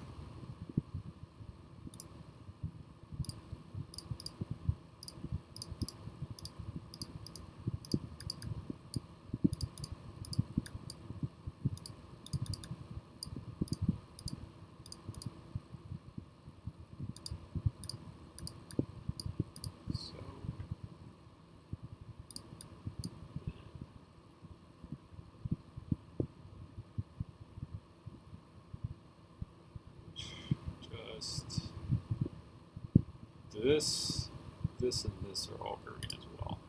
So let's go ahead and separate this out into its colors. Hey Trey. Happy 4th of July, my man.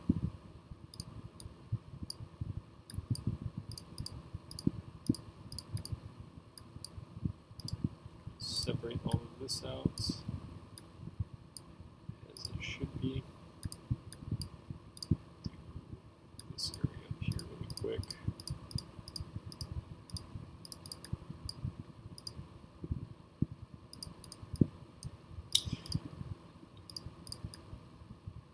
I don't know if this is a very insensitive question to ask, so I probably shouldn't ask it, but I'm going to anyways. Does Australia have their own form of Independence Day? I don't think so, because you guys are still technically British controlled, correct? Geopolitical politics is something I'm not into. So I don't know if that was insensitive to ask, but okay, so y'all do have your own. Okay, so when is y'all's Independence Day then? Okay, so you have Australia Day, okay. So when is that?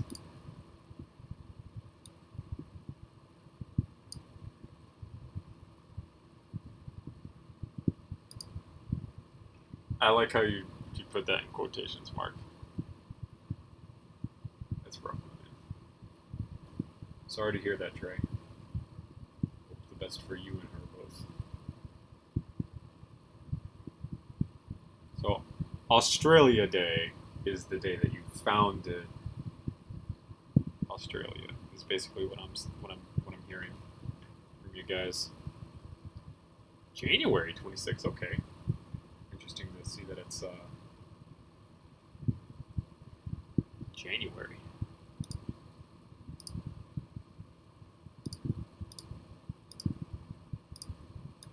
As Invasion Day. Yeah. Yeah, I know, man. Still sucks to hear, though.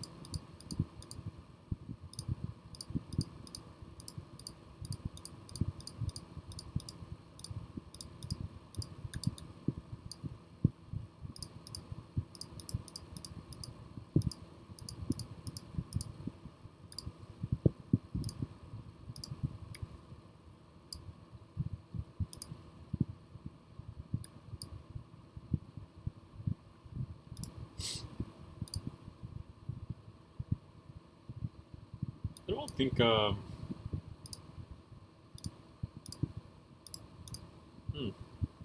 don't think a lot of the history classes that were taught in, I'm going to call it primary school, here in the U.S. really discuss much about the fact that or how, well, the circumstances around Australia's founding.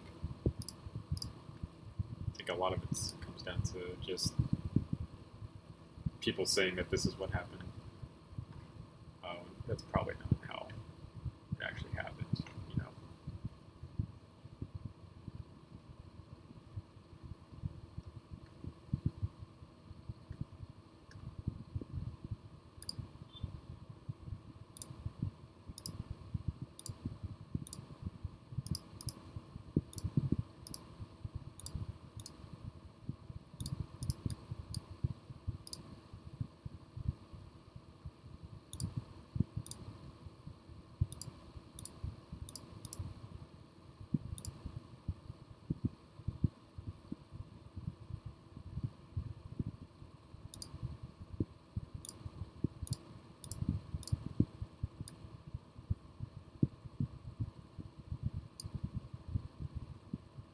Yeah, man.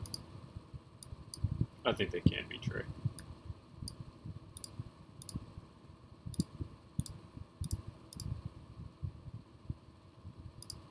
There's a lot of black on black in their game model. Unfortunately. I completely hit the fact that we did all that work up here for those circles.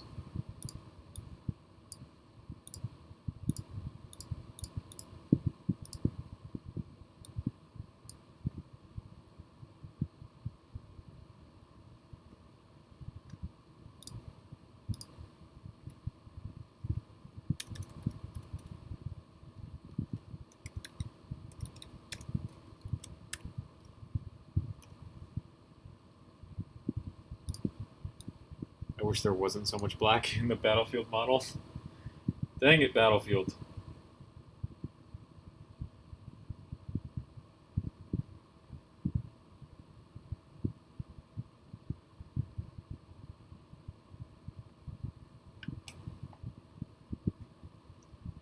I know, that's the worst part. Like, I'm thinking about going back to its color base and two-toning this, like, way different than the actual Battlefield one. Because, like you said, it just died miserably the second I toned this the way that they have it in game. Hopefully, yeah. No, hold on. Let's yeah. Let's just save that as the version that it is, and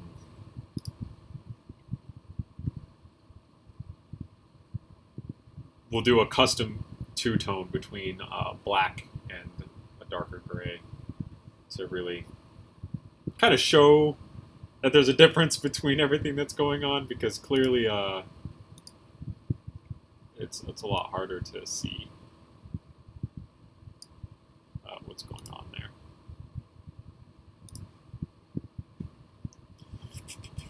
File, import model.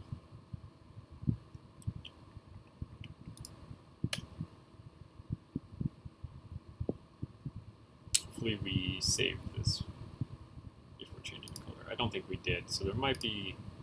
Oh no, okay, we're good. Alright, so let's go back to our green that we had, because that was fine.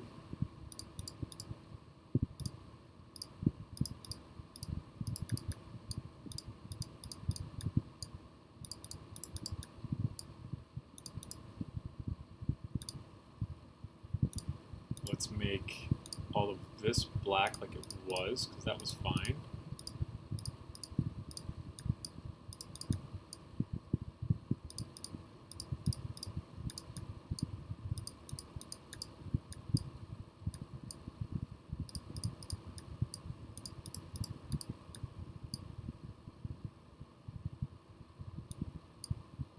Oh my goodness. How non-gamer can it be? Oh my gosh. It's just the worst thing in the world. How dare I use a MacBook or an LDD? Who uses LDD anymore? Oh, it's the end of the world.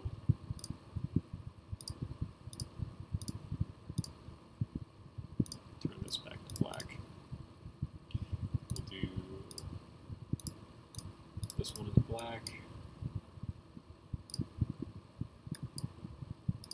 Fix this back to black.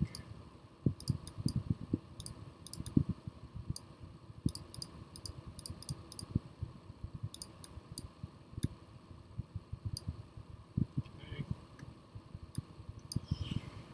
Let's do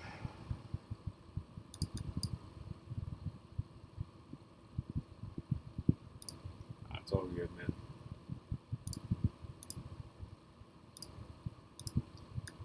That as that, because that's the darkest gray that LDD provides.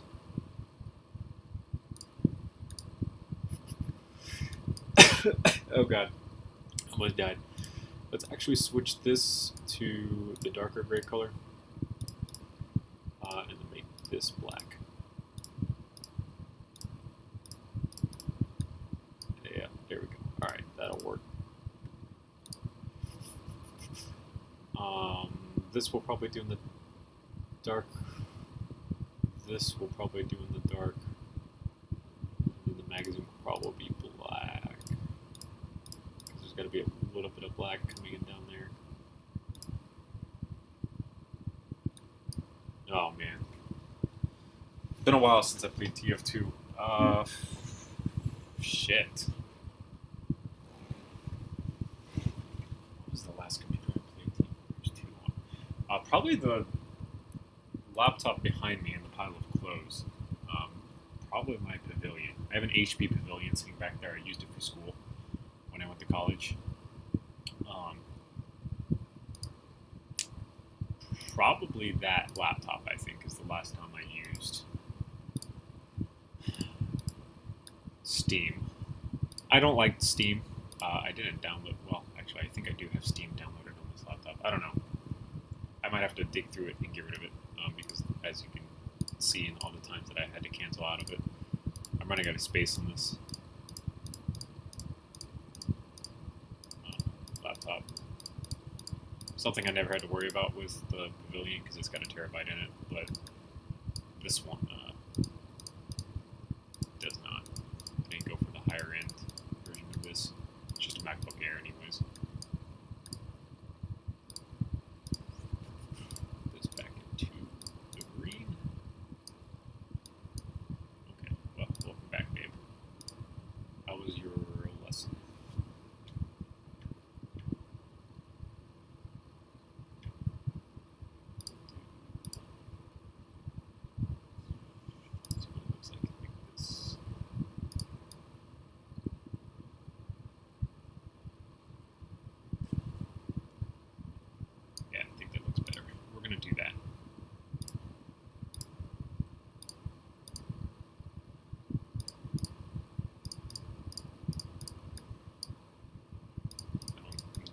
PC anyways, so there's a reason I have a console.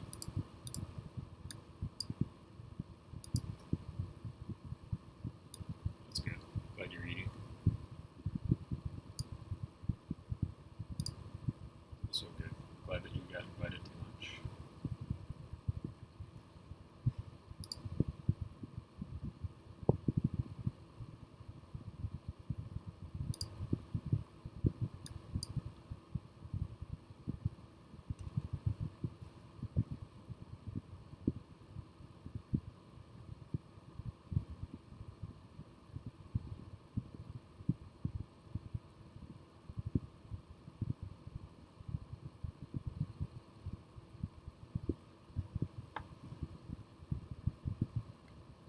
Yeah, the two-tone looks way better.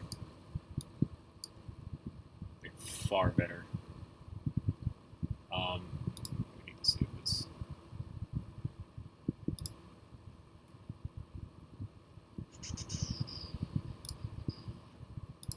We're gonna make this version 2, just in case we ever want to go back to the other version, though I doubt it, seriously. Small details now. There is 2 white lines. Well, it's actually it's right here. So, do one there, like so.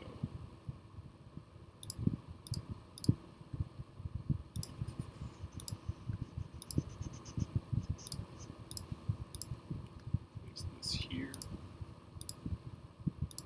And just let there replace. What am I doing? There we go. Make this white, make that white. Delete that, delete that. Delete that, delete that. Place that there. Place that there. Place this here. Thanks, Native Star. See you later, man. Get some sleep.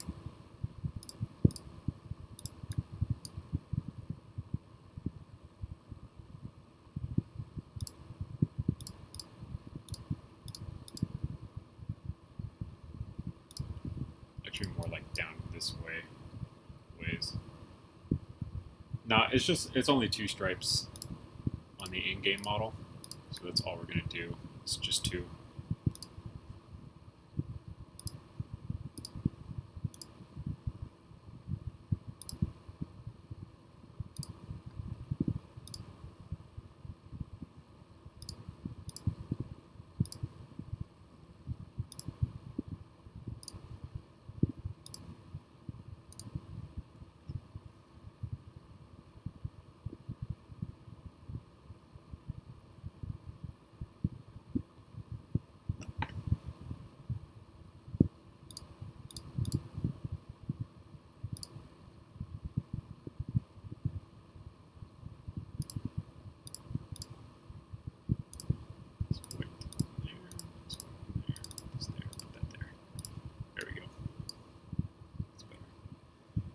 There's some text up here. I really don't know how I'm going to do that, but it's up there.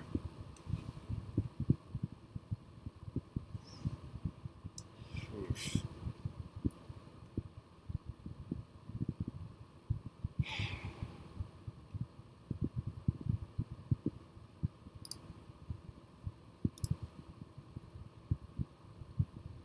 How do we want to do that? It's like super small. There's 2 lines on top of that.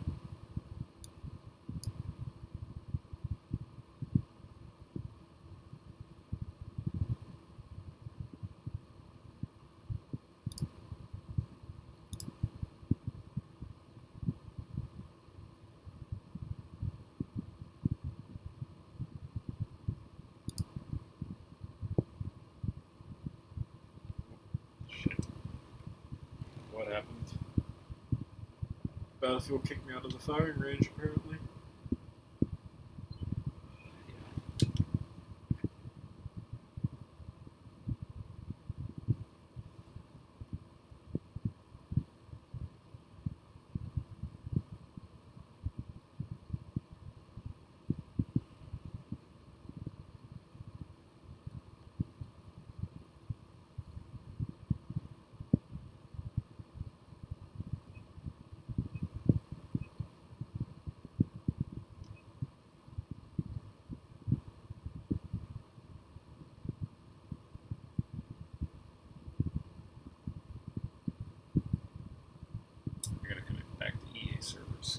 apparently I timed out.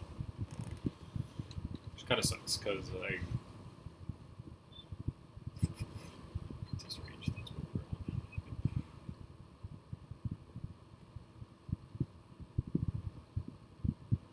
we're on. Yeah, Potato had to time him out.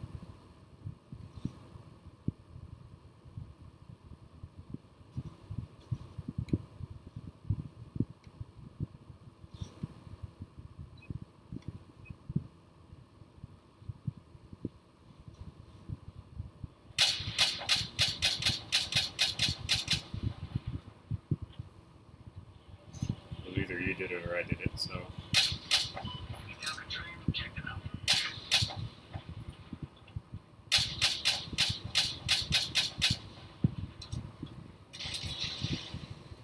A little bit.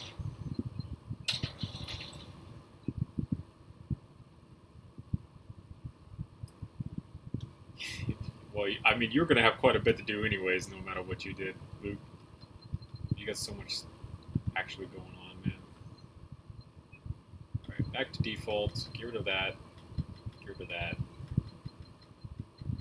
Get rid of that. Go back to standard iron sights. Alright, so we're back to where we were, finally. Now it comes down to that text on the side. Yeah, thanks for finally telling me that it quit unexpectedly. Who would have ever guessed? Alright, so it's 2 lines of white text followed by a red triangle.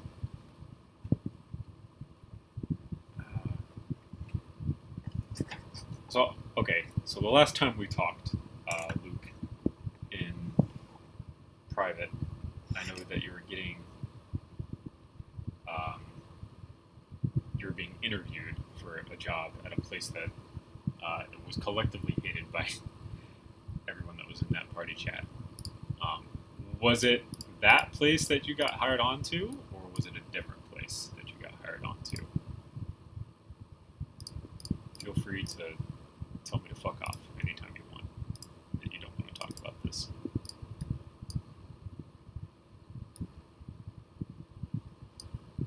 Alright, so, we need a panel in here.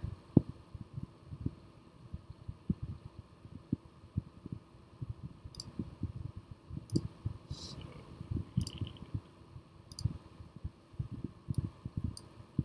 oh, nice. I'm glad that you got the job and then proceeded to not want the job anymore, so left. That is always an option. Jobs can always be temporary.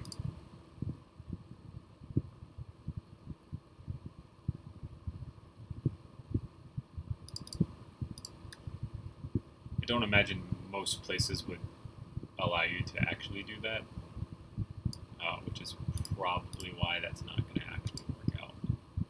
I mean, feel free to try, but I don't think that's going to end well for you, unfortunately.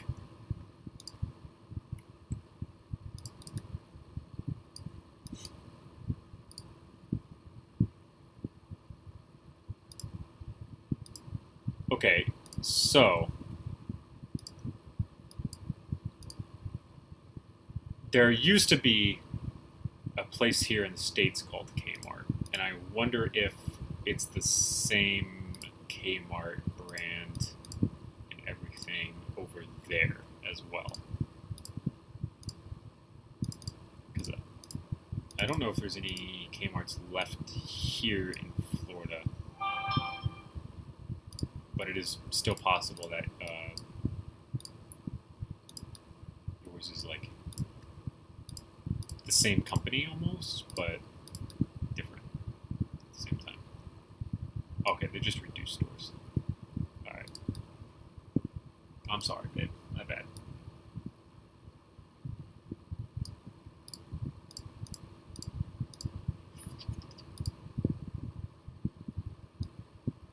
I figured it was kind of like Walmart, because that's what Kmarts were anyways around here. I just kind of wanted to make sure. Florida am I in? Central Florida. Orlando, specifics.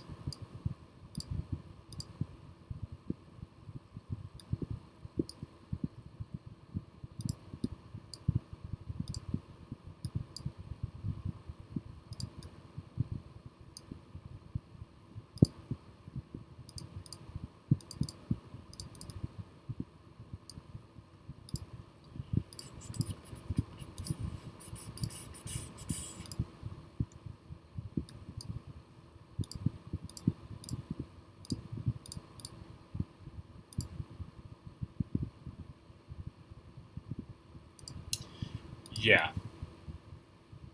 A lot of people are into fishing here in Florida. That's kind of what everyone and only one can do today here in Florida at this point. Especially with coronavirus hit everything. A lot of people just went out and partook in fishing because you're on your own boat. You don't have to worry about being around anyone and everyone else, you know. So it kind of worked out that people could just go out of their way to go do what they wanted to do, fish around and whatnot, not have to worry about anyone bothering them or ruining their day, essentially. We use a technique that Brick has used before.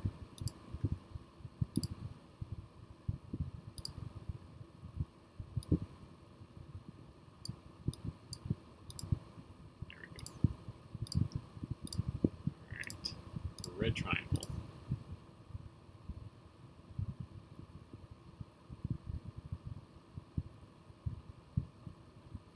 That's good. I'm glad to hear that their quality has not lacked since you have left.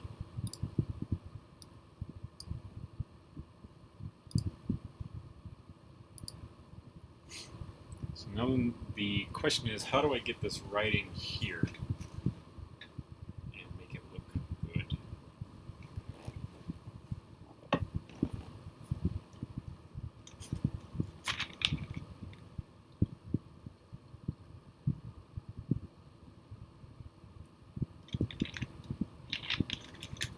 So, let's say I don't want to do just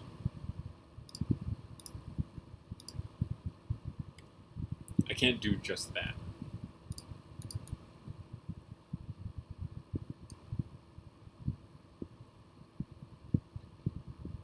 It's 2 lines.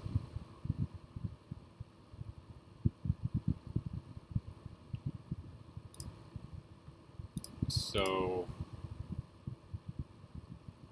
I've seen what you're talking about before, but it would have to be in a 1 stud area. So I'd have to do 1 here and another line here, which I just don't think I'm going to be able to pull off. So potentially, I wonder if there's a different piece that we can use.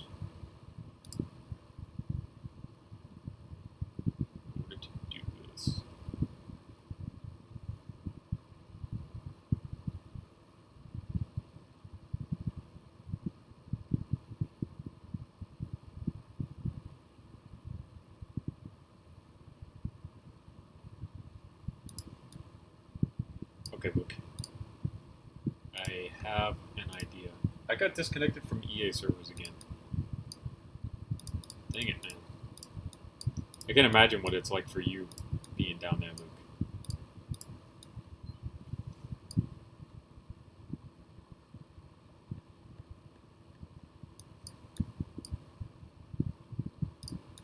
Alright, so let's do it like this then.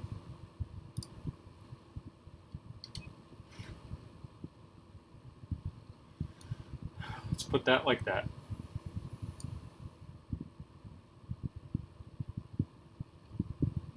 Let's then take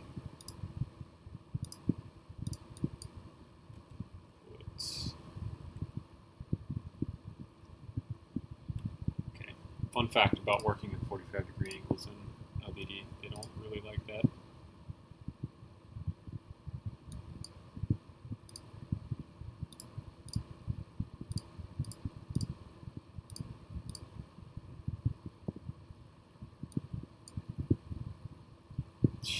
man. I had server issues the other day down here, and I was like super pissed off about it the entire time, so I couldn't imagine what it would be like for you, Luke. Just be trying to play like all day long and not be able to do anything. Just to keep server errors constantly and shit. I'd be so pissed off, man.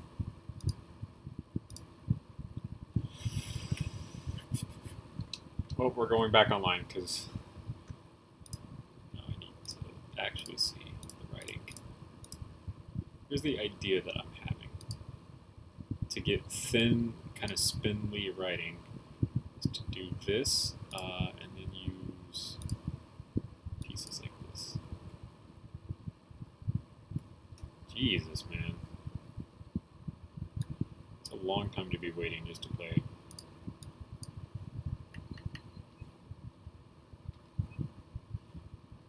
So we can use minifig pieces like so. And that'll kind of give us the gap in between certain things. Make it look like actual writing.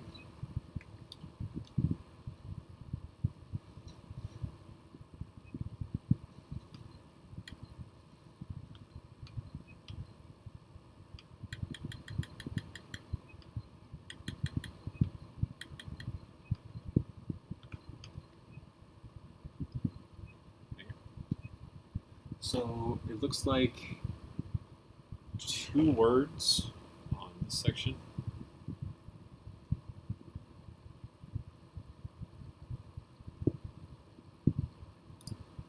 It's an older game though, Kenyana.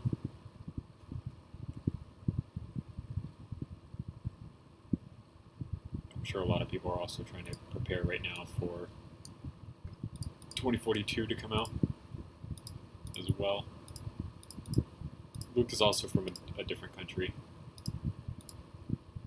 It's kind of notorious for having shit internet.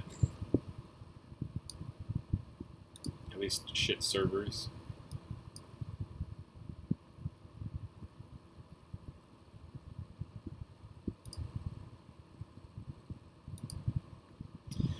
Stop playing Apex too, Luke, unfortunately. I need to probably get back into playing a little bit.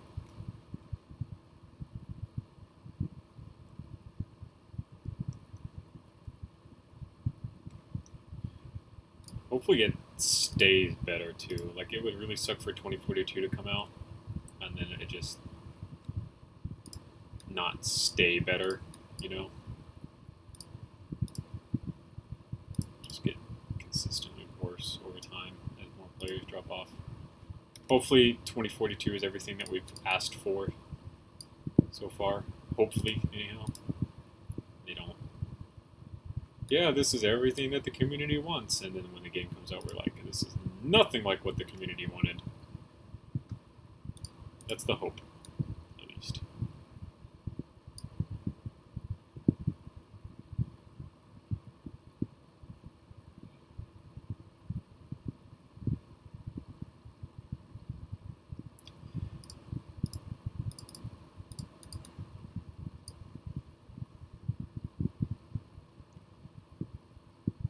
I don't know if it's the sweats that really turn me off from playing the game, because I have fun getting 1 kill in a game.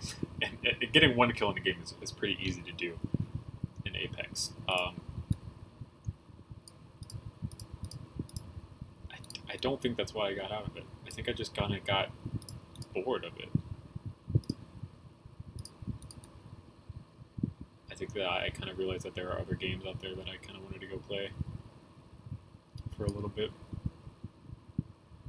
and I ended up leaving to go play those other games, basically. That's what I'm thinking.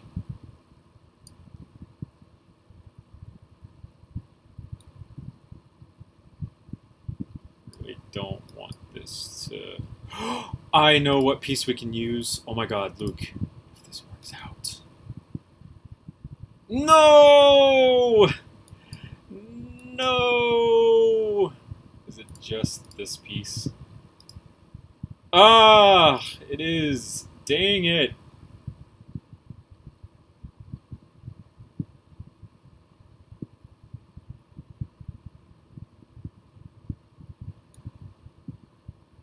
Also, I like playing Destiny with you. Playing Apex is not a good way to play with you, because I know you don't really like Apex as much as I do. Because there's a few different reasons as to why I kind of got out of playing. So I think the bottom is 2 words and the top is like this, but on the other side.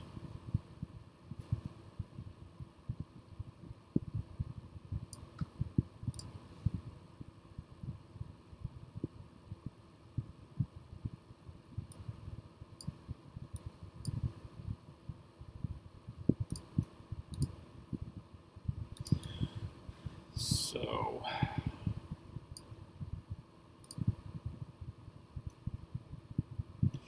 I think D2 for me right now, there's no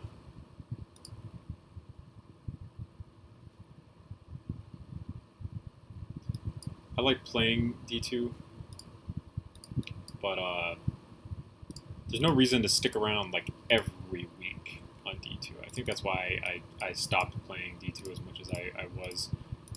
Previous season, last season, I played pretty daily, because I had like a bunch of catching up to basically do for the game. And then now, I think I've kind of realized there's no reason to play the game that much. I could just not play the game that much, basically, and be perfectly fine.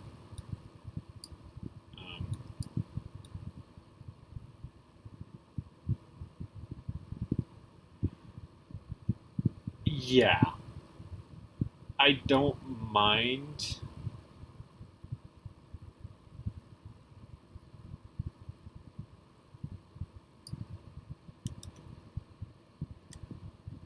I don't mind the expunge missions, but I kind of wish that there was more that mattered, almost. Like, it's just, seasonal activities, I just don't think are where it's at, right? There just needs to be more content in the game, and right now there just isn't. Crucible is still miserable. I'd rather go play Apex.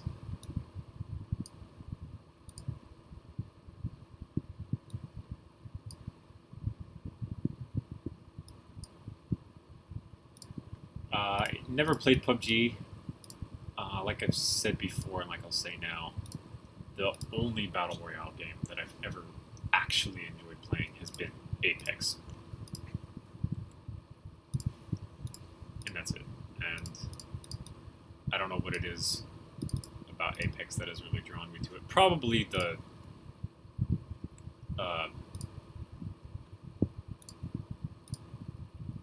actual, like, the lore behind Apex is probably why I really played it so much.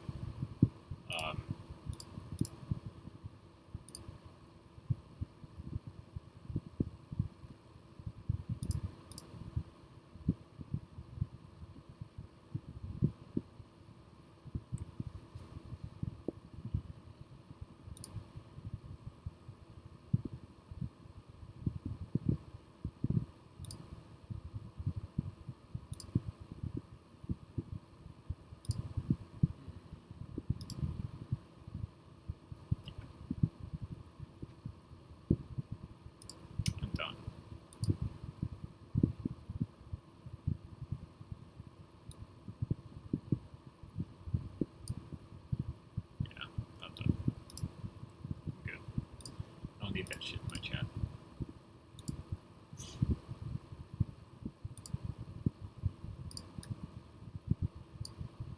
Yep. Get the fuck out of my chat. You can go find someone else to troll every little fucking fun shit with. Not me. Yeah, I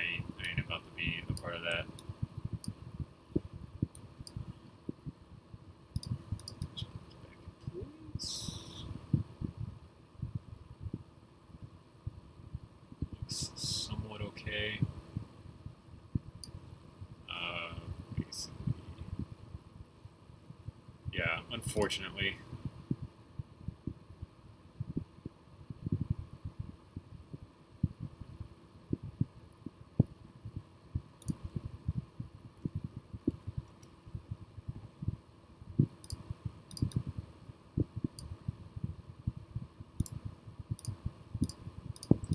Leave that out. So I think it'll contribute to an overall much cleaner look to this design. Like that.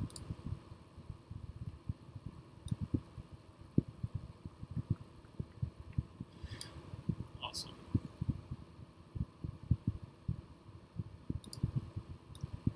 It's just kind of one of those things where you got to be super careful,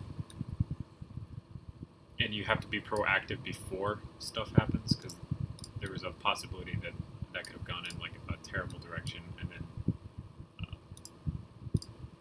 there's going to be some questions in there about why. Like, okay, so let's say that for whatever reason that went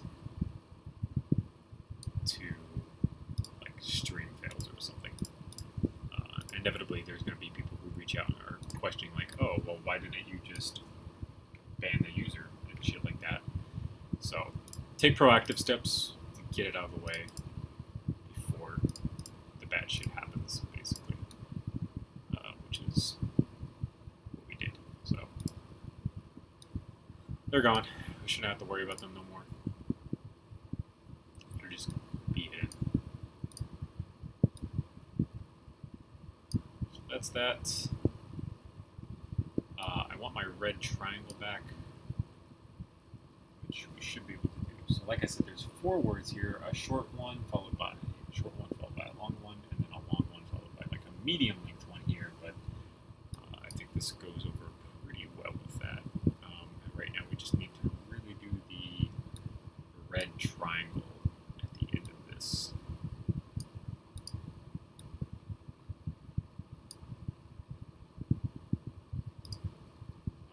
And that will be that.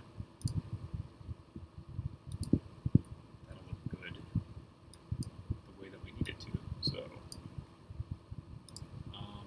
red triangle, red triangle.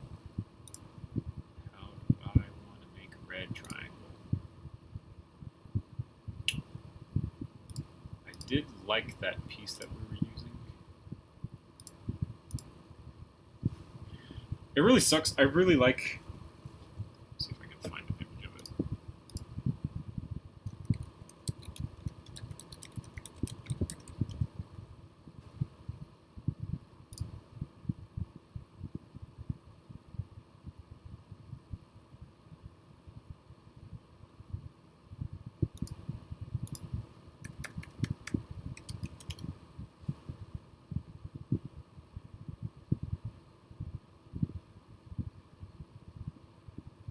I'm not going to be able to find it because apparently no one cares about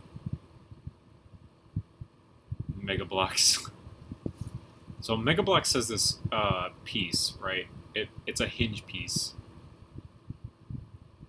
But essentially, it's a half circle with 2 studs on top of it that sits in a trough, and it can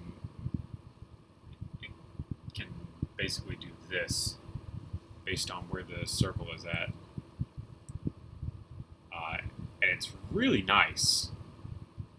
And I kind of wish I had one to use right now. But unfortunately, I don't.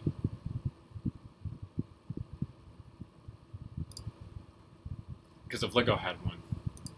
I know, they're called Mega Constructs now. I'd love to have one for like right here, but fortunately we don't have that ability. It's Mega Constructs now. I feel like Mega Blocks was probably encroaching on some copyright infringement somewhere, and it's probably why they changed it, but I can't be too certain about why they changed it. But that's kind of what I'm thinking. They were just getting in territory that they were like, okay, listen, this is technically a legal gray area, but let's not push anything. We don't want any any smoke.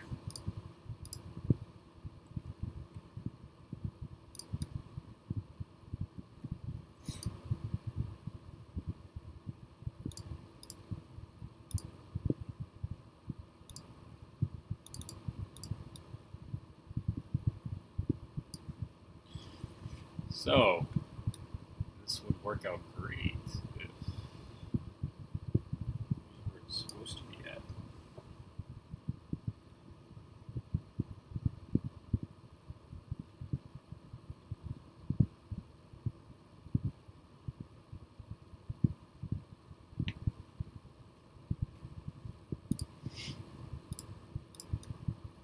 Let's see if we can move this back by one.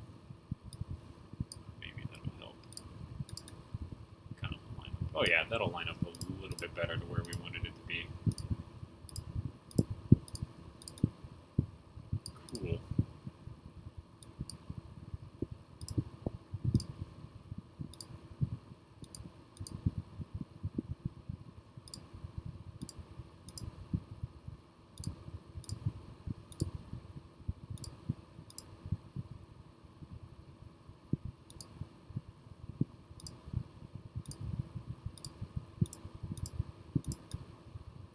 Because she's weird.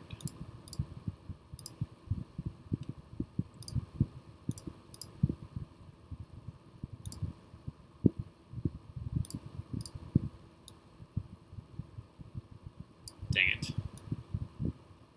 Dang it.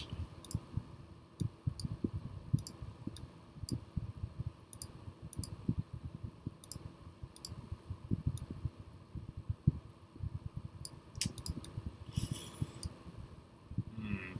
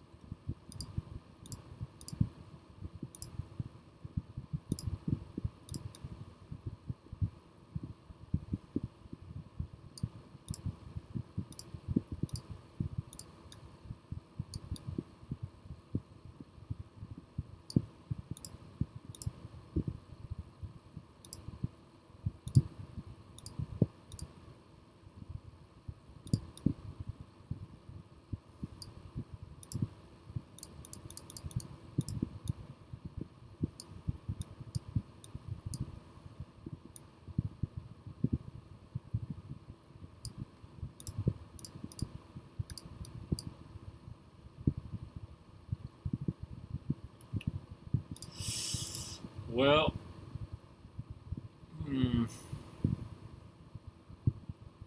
might just make this a square because I don't want it to stick out that much. We might just do like this piece. Just do this. Because I don't want it to like stick out that far. So I think we'll just do that. Put that there and put like this here. Like so.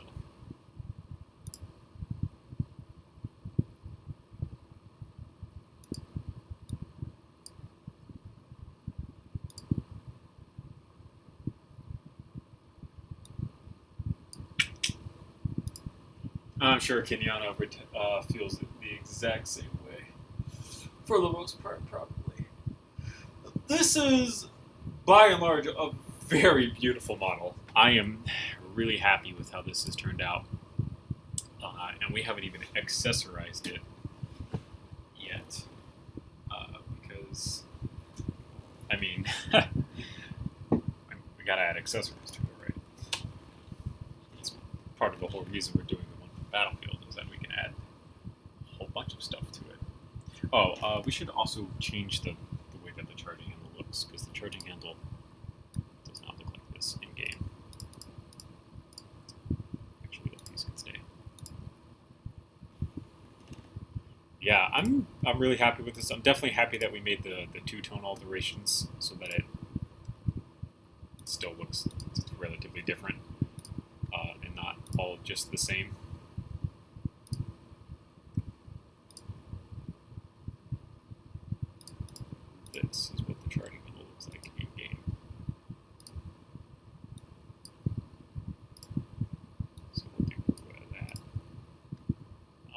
that little bit of white detail going on right there looks really nice. Definitely some Halo vibes going on. But this is the default paint scheme in Battlefield 4, which is really crazy to think about.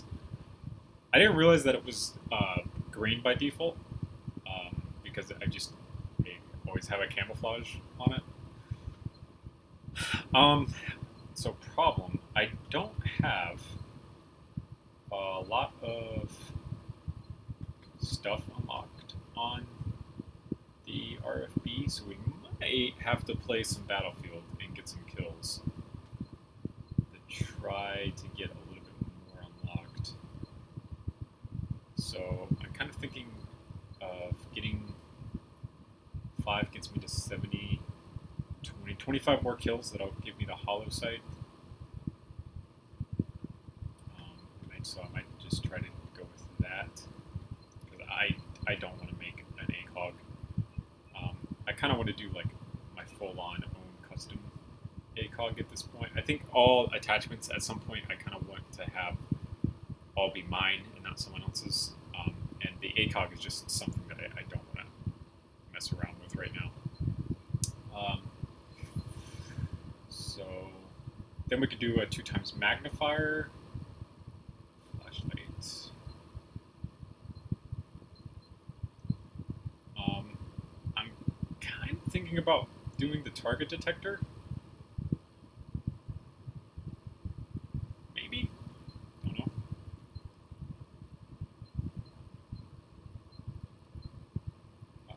We always do some type of suppressor.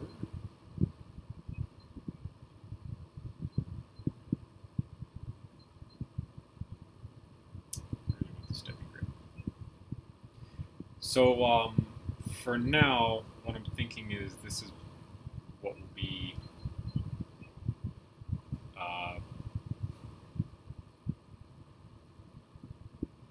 I think this will be where we stop for now, because I have to go unlock these attachments by getting kills. So I got to go find a match to join and play some Battlefield for a little bit until.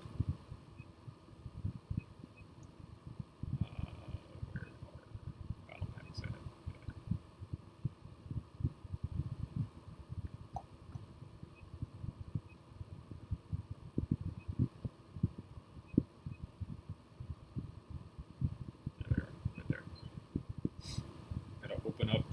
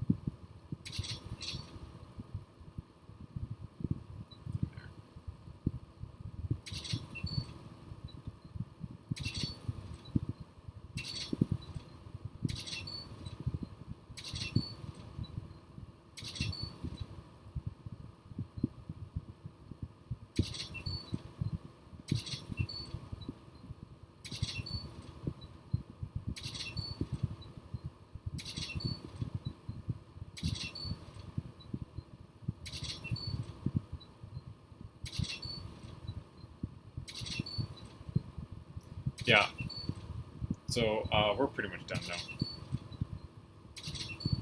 because I gotta actually go play some Battlefield now.